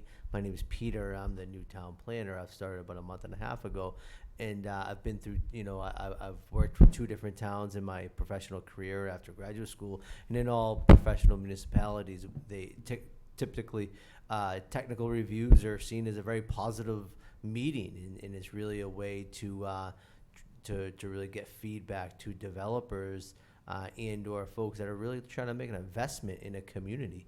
And Mr. Zamuto here is looking to make an investment in the neighborhood, and the professional staff had the ability to talk to him about his proposal. At the time of the application, abutters will be notified and a public hearing will be set. At this point, this is still a very preliminary plan that we're talking about here, and I do respect Mr. Zamuto's ability to organize 2 community meetings here in Ashland with the neighborhood, and therefore have and really kind of set the time to come in front of the planning board and have a preliminary meeting, just to kind of get some feedback prior to submittal. So I respect that greatly. So thank you so much. But thank you, Trish and Joe, for those words. Yes? Hi, Rose Flaherty, 18 Douglas Road. Where this is the beginning of the process, I basically just would like to point out some of the concerns for the residents on Douglas and Greenhalgh, knowing that these are going to be looked at throughout the process. Parking is obviously an issue that we are concerned with. I realize that they have more than the minimum number of required spaces, but in reality, it's going to be an issue, and it's going to be an issue up and down Mine Street and up and down Greenhalgh Road. That is simply a fact of life and a reality that we're going to have to deal with on a project of this scale, especially if there is a restaurant that we just talked about in there, because the amount of parking spaces there will certainly not support a restaurant without people being parked up and down my street all the time. I am concerned about stormwater drainage, our street floods, my neighbor's yards floods. We have a lot of problems with that, and I don't want that to be increased, certainly. These are all things that just need to be addressed throughout the process. And hopefully, again, I do agree with most of the neighborhood. It really surprises me that you've gotten a lot of emails in support of, because I have not talked to anybody. I attended both meetings.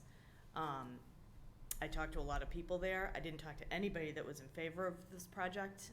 The scale is simply too big. And again, for our neighborhood, for specifically Douglas and Greenhalgh, the water, the stormwater drainage, and the parking are two of the biggest issues that will still be a problem with the scale of this building as it is right now. So when the Fusion was open, was parking a problem? No, there weren't that many cars there. No, there were other problems there, but parking was not an issue. But I've lived in Ashland. I grew up on Douglas Road, and certainly with Marconi's, there was a lot of parking issues. So it's got to be addressed either way. it's got to be addressed. With Marconi's, it was periodic though. Certain events that they would have more parking than usual, but for the most part, it wasn't too bad. But I'm just thinking simply of the residents in 16 units. There are going to be more cars than parking spaces provided. I mean, that's just simply a reality.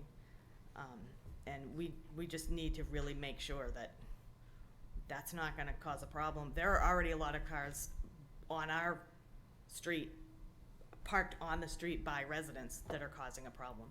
So if it's going to get worse with people that are living in this building,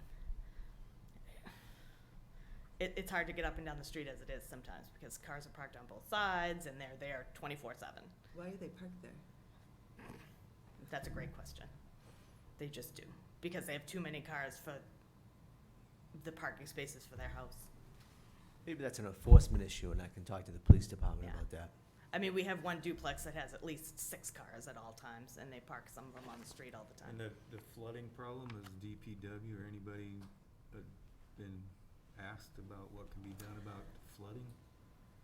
I know it was talked about because they built a duplex, gosh, I'm not sure even how many years ago that was, and we went to a lot of meetings, and that was an issue for some of my neighbors.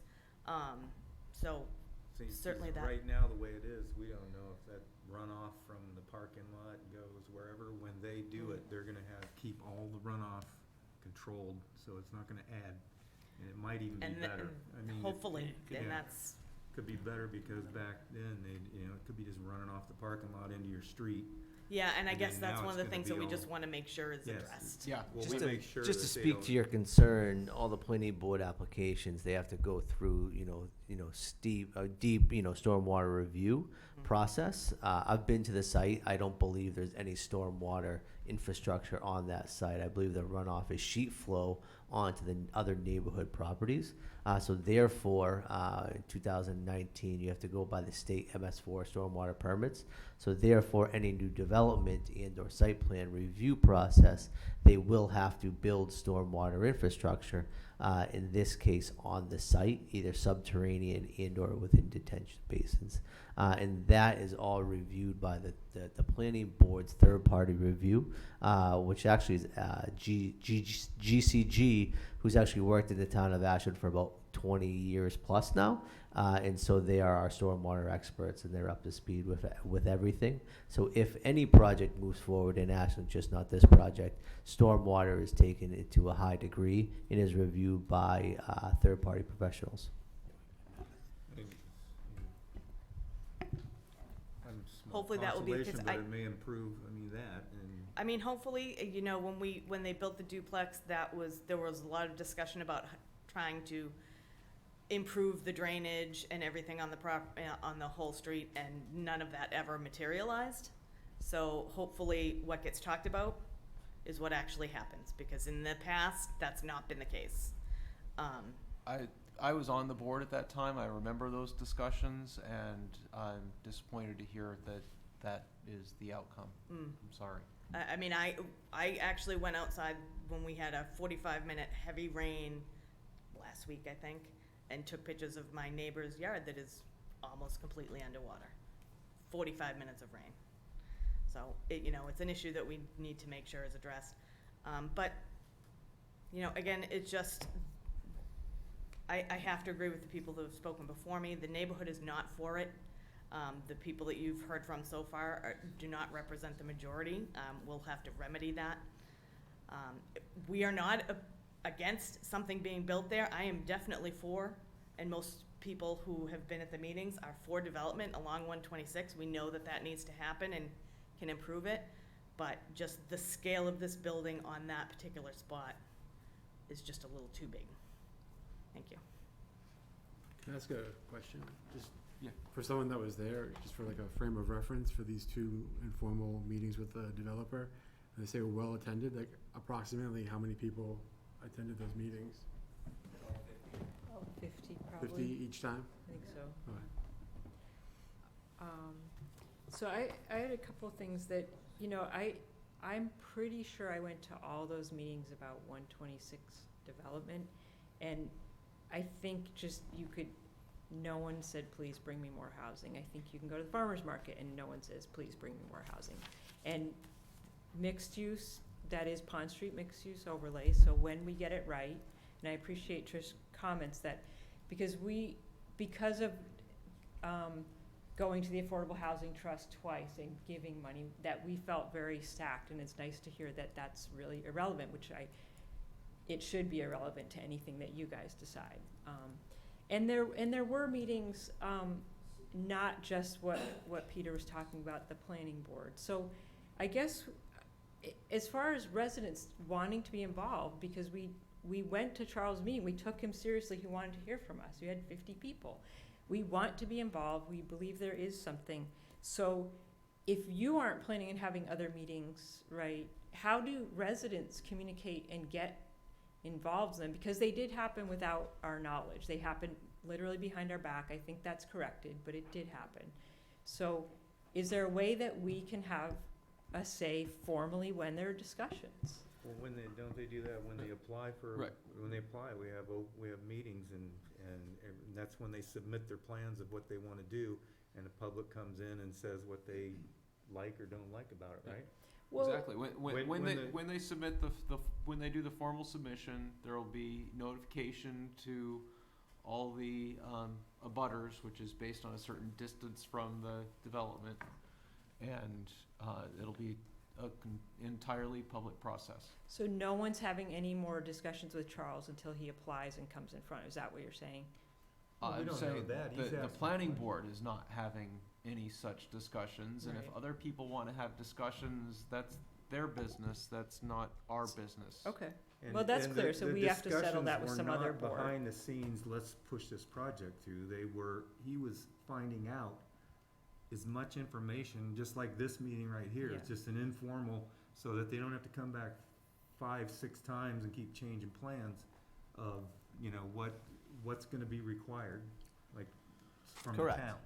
So that they can be as prepared as they possibly can when they file it. They Yeah, weren't no. coming in saying, We're all set. No, I understand that, we're but just gonna the- approve this and shove it through.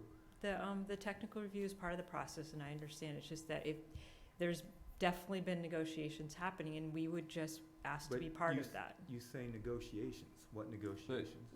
For the affordable housing, Well, that is Trust. certainly Well, that's between them negotiations. because Plus, they wanna get the affordable housing. Well, and the- Excuse me, that's between Mr. That Ms. has nothing to do with the planning board. Yes. no, that's fine. So I want to make clear you aren't the people that are planning any other meetings that we should, and All our we. meetings are public meetings. Okay. All our meetings happen right here. They're posted.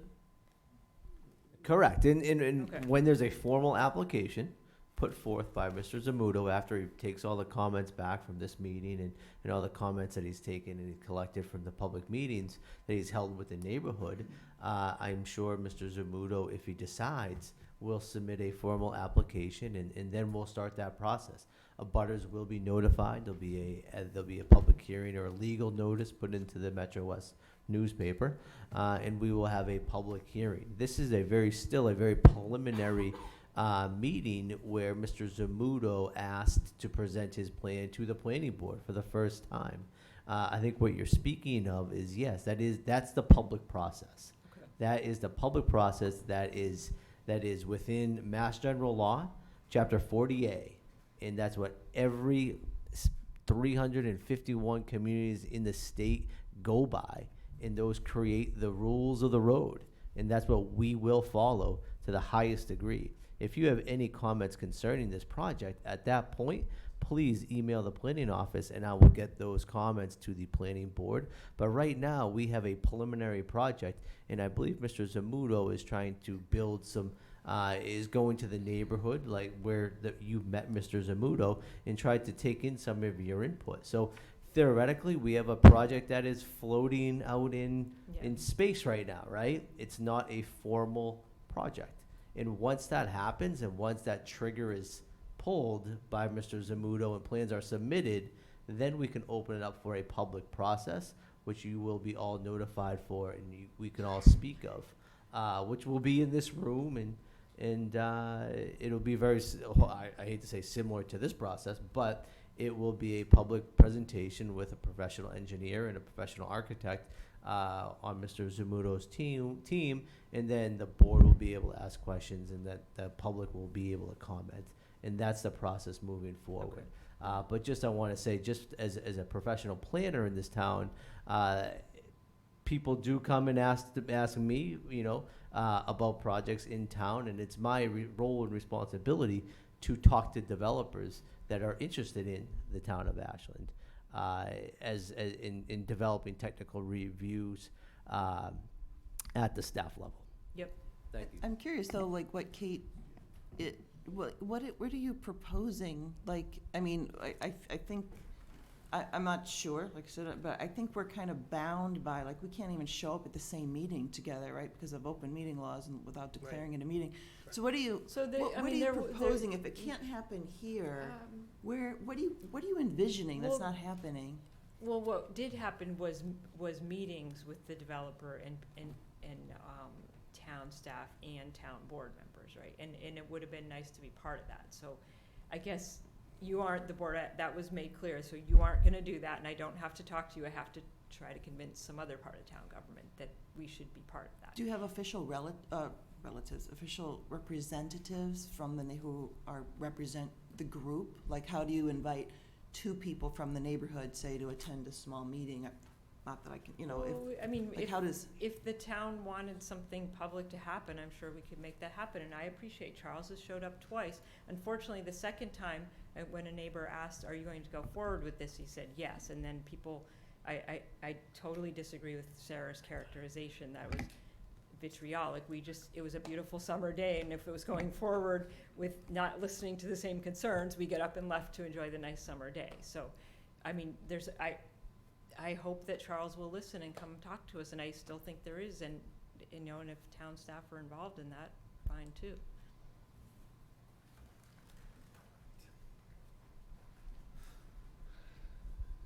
Okay. I'm gonna just jump on this for a little longer, on how I experience things.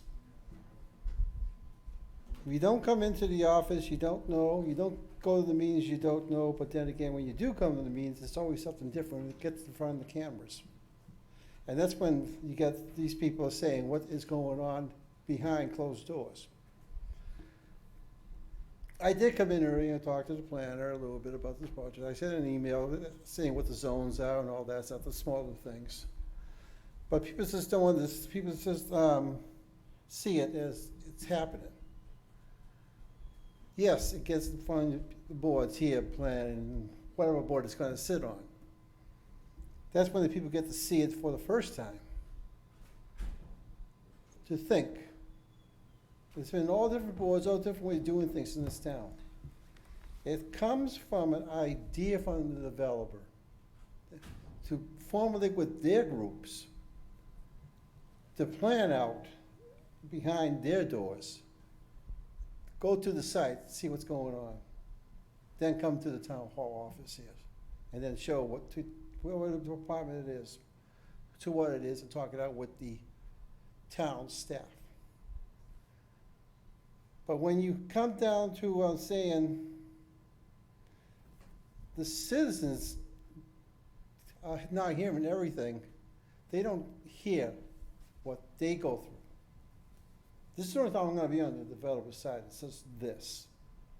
Because everything else is not negative. I'm still against the restaurant idea and the gateway, whatever the case may be. This town and citizens have taken it on the chin because of 98% residential, 6%, less than 6%, economical since the 70s and maybe before then. Before Fairfield put Workman's Circle in. It's been going downhill since in that sense. We have had other projects come in. We got a bigger town project it's in the works progress. It has 2 towns involved. But this one, if you can get other than food in here, and I'm not against, of course, being Italian, and I used to work down at Marconi's. How I know? I get the free food then. I gained 50 pounds in 2 years. And I was a kitchen dishwasher and all that stuff, so I know what those events were and how it was inside and the original owners. But we need the 126. It has taken so long, and there is a light at the end of the tunnel. We just got to keep that light with Paul and her group and the tips people alive with that for what it is. But to say in closed doors that this is what the town is thinking, the town does not live in the residential homes in the neighborhood. I would just say too, keep in mind the long-term plan, because once nice stuff starts going in, more nice stuff comes in. And I have personal experience with that. My friend, I built his building in like the worst part of the neighborhood.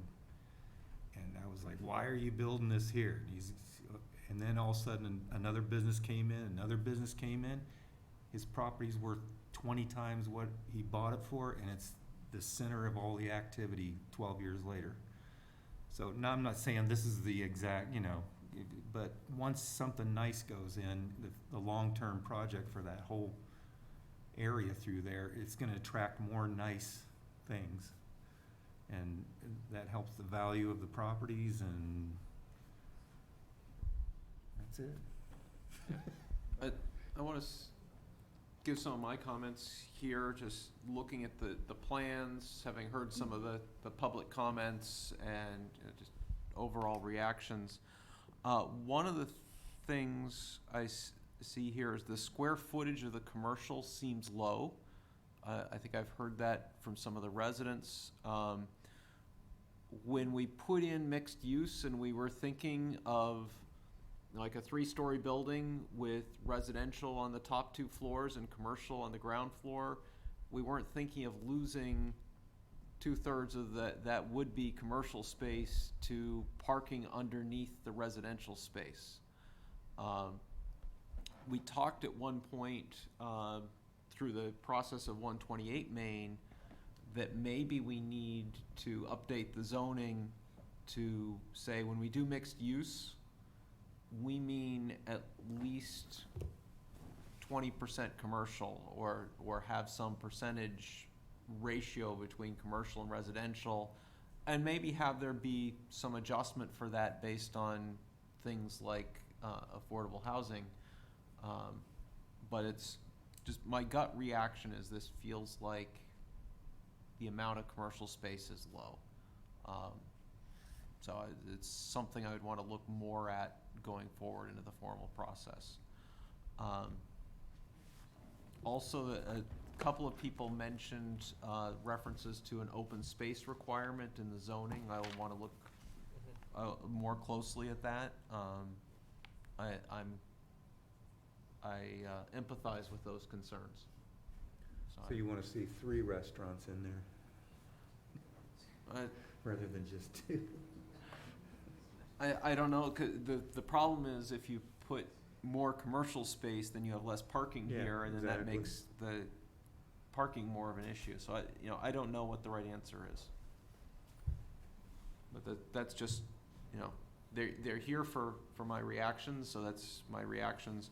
One thing I will also say, though, is one thing I have observed looking at a number of properties, when you have big, wide open curb cuts where you've got 20, 30, 50 feet of asphalt on the property, just straight smooth out with the street, it's really downscale. I don't want to say trashy, but that's the word that pops into my head, and this fixes that problem on this site. I think the end result of this is very much more upscale than what you have now as far as the Pond Street streetscape. And I think that's a big positive. I would certainly say if you look at Needham Bank and you look at how the old property before they put that in had much wider curb cuts, and that's one of the things that helped make their new property look much nicer, is having nice, well-defined curb cuts that are no wider than is really necessary. So that's, I also like the idea of having the residential access off one road and the commercial access off the other road on the side. I think that's also a plus on this design. That's just my initial reactions. Thank you, Mr. Chairman. I'd like to respond to that. As I said, I think in my remarks, I live and work in Newton. I grew up in Newton. My family goes back there for a long time. And right now, there's a lot of development going on in Newton. In my particular village, Newtonville. In particular, there was a publicly sponsored development of a municipal parking lot that has a mixed-use development, ground floor retail and 3 stories of residential above. The practical matter of having that mix that you're looking for is, this building is 80 feet deep if you look at that. And that's typical of design for a building that is mixed use with ground floor retail and parking above. You have to have double loaded corridors basically on, for your residential. Your functional space for retail is not as deep as 80 feet. In fact, there's an optimum number of feet. I don't know, was it 30, 35 or whatever, but your conventional retail spaces have a certain depth that is not the full 80 feet of this building. Mr. Zamuda took advantage of the fact or the opportunity to basically put the parking under the building and enclose the building. He could have left it, cantilevered over the back, which would have left it open, and but he chose to enclose the old building for aesthetic reasons.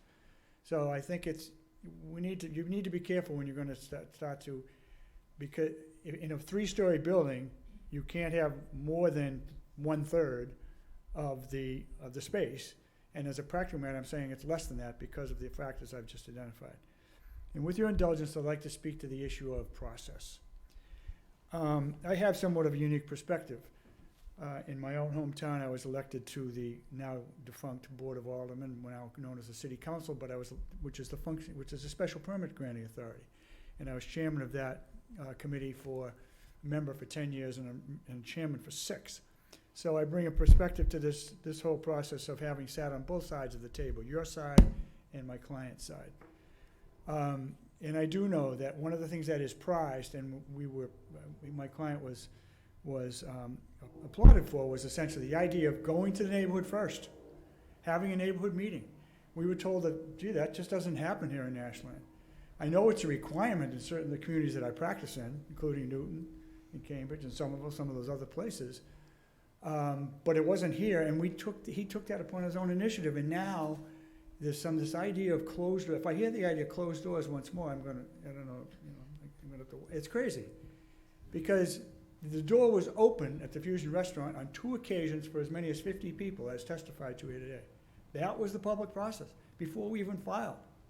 And as far as the idea of this public subsidy, private meeting behind closed doors, there was a meeting in this very building with the Affordable Trust, and there were neighbors, those very same neighbors, who appeared at the neighborhood meetings two of them were vocal, including a former member of the zoning board of appeals, were present and heard the discussion and were active participants in the discussion to discuss the position taken by the trust in terms of whether they should subsidize the affordability. So this has been an entirely open process. Any suggestion to the contrary is misplaced. Thank you.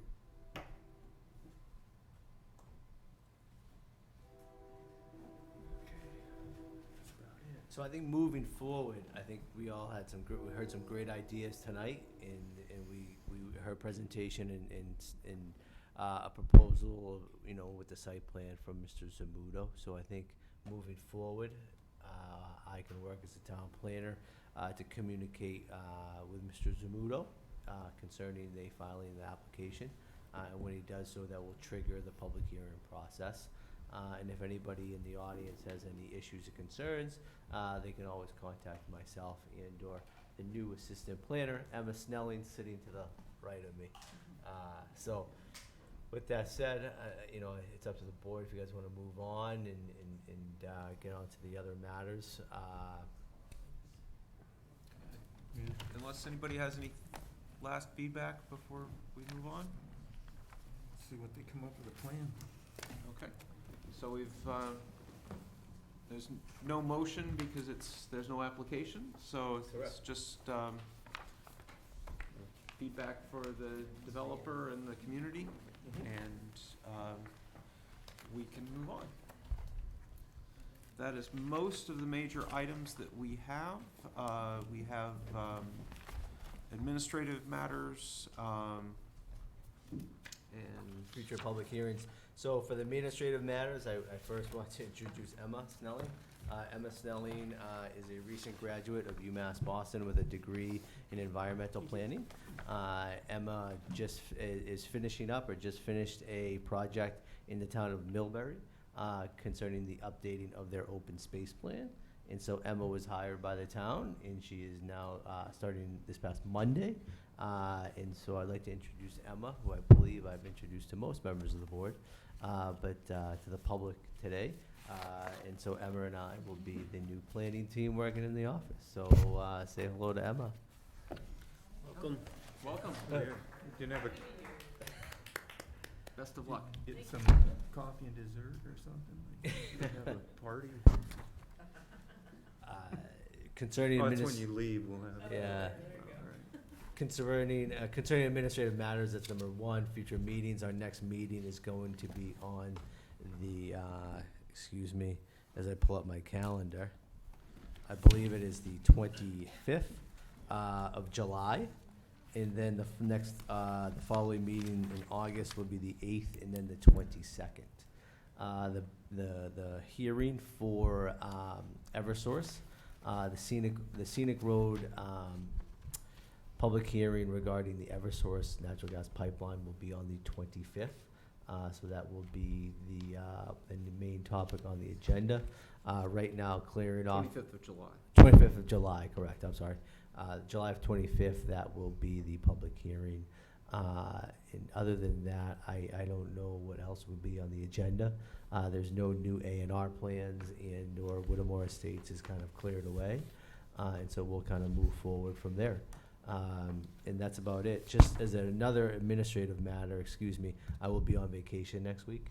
And so if you have any other issues concerning the planning board matters, you can always contact Emma, who does have the ability to contact me. I'll be staying geographically within the region, I will say.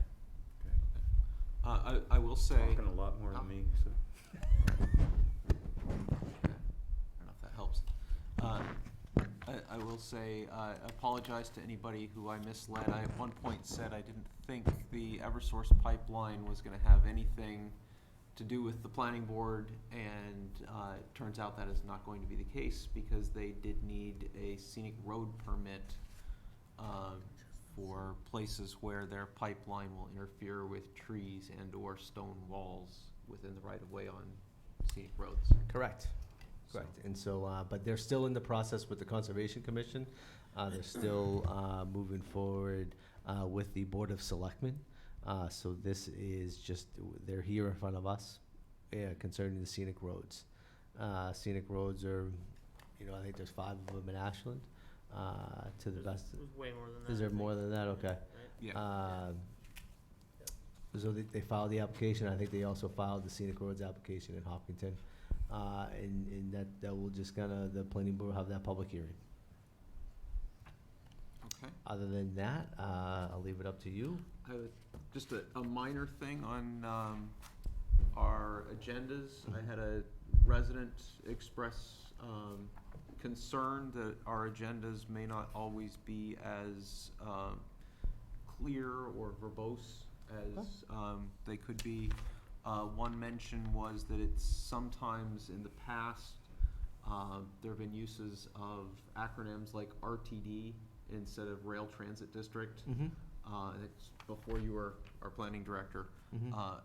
But trying to avoid those going forward would be a good idea. There's also, they were concerned that on item 2 on the Village of Clocktown, it doesn't mention the Fafford Corporation. I don't know if that's actually a name that's associated with the filing, because he typically uses a new corporation with each development or something. But if there's a corporate name associated with a project, if that could be listed as well. Okay. Going forward, that might be helpful. Duly noted, and that will be on myself and Emma will include those on the public hearing. I think I was going off the application. Yeah, so just, no matter what we do, people always say we should do more, but when somebody says something specific, I'll just bring that up, but. Duly noted.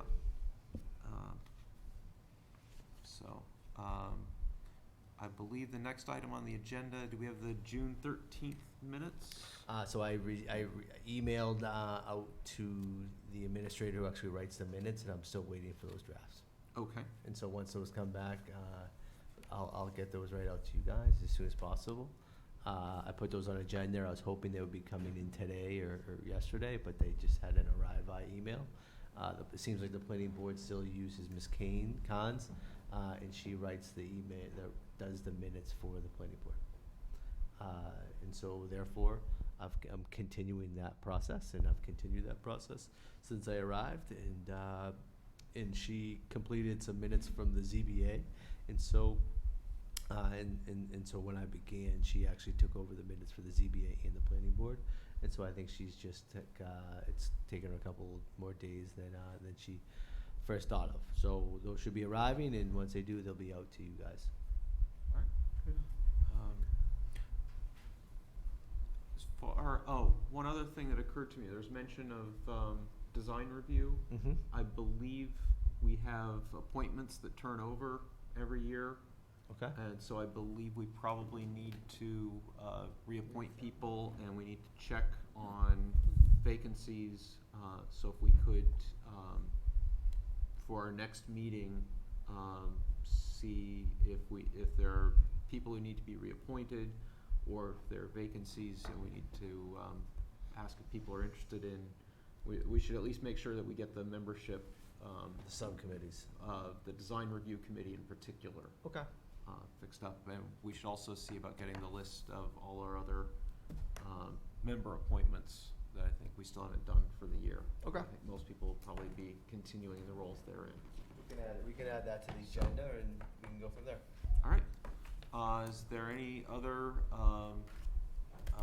member announcements or any other business?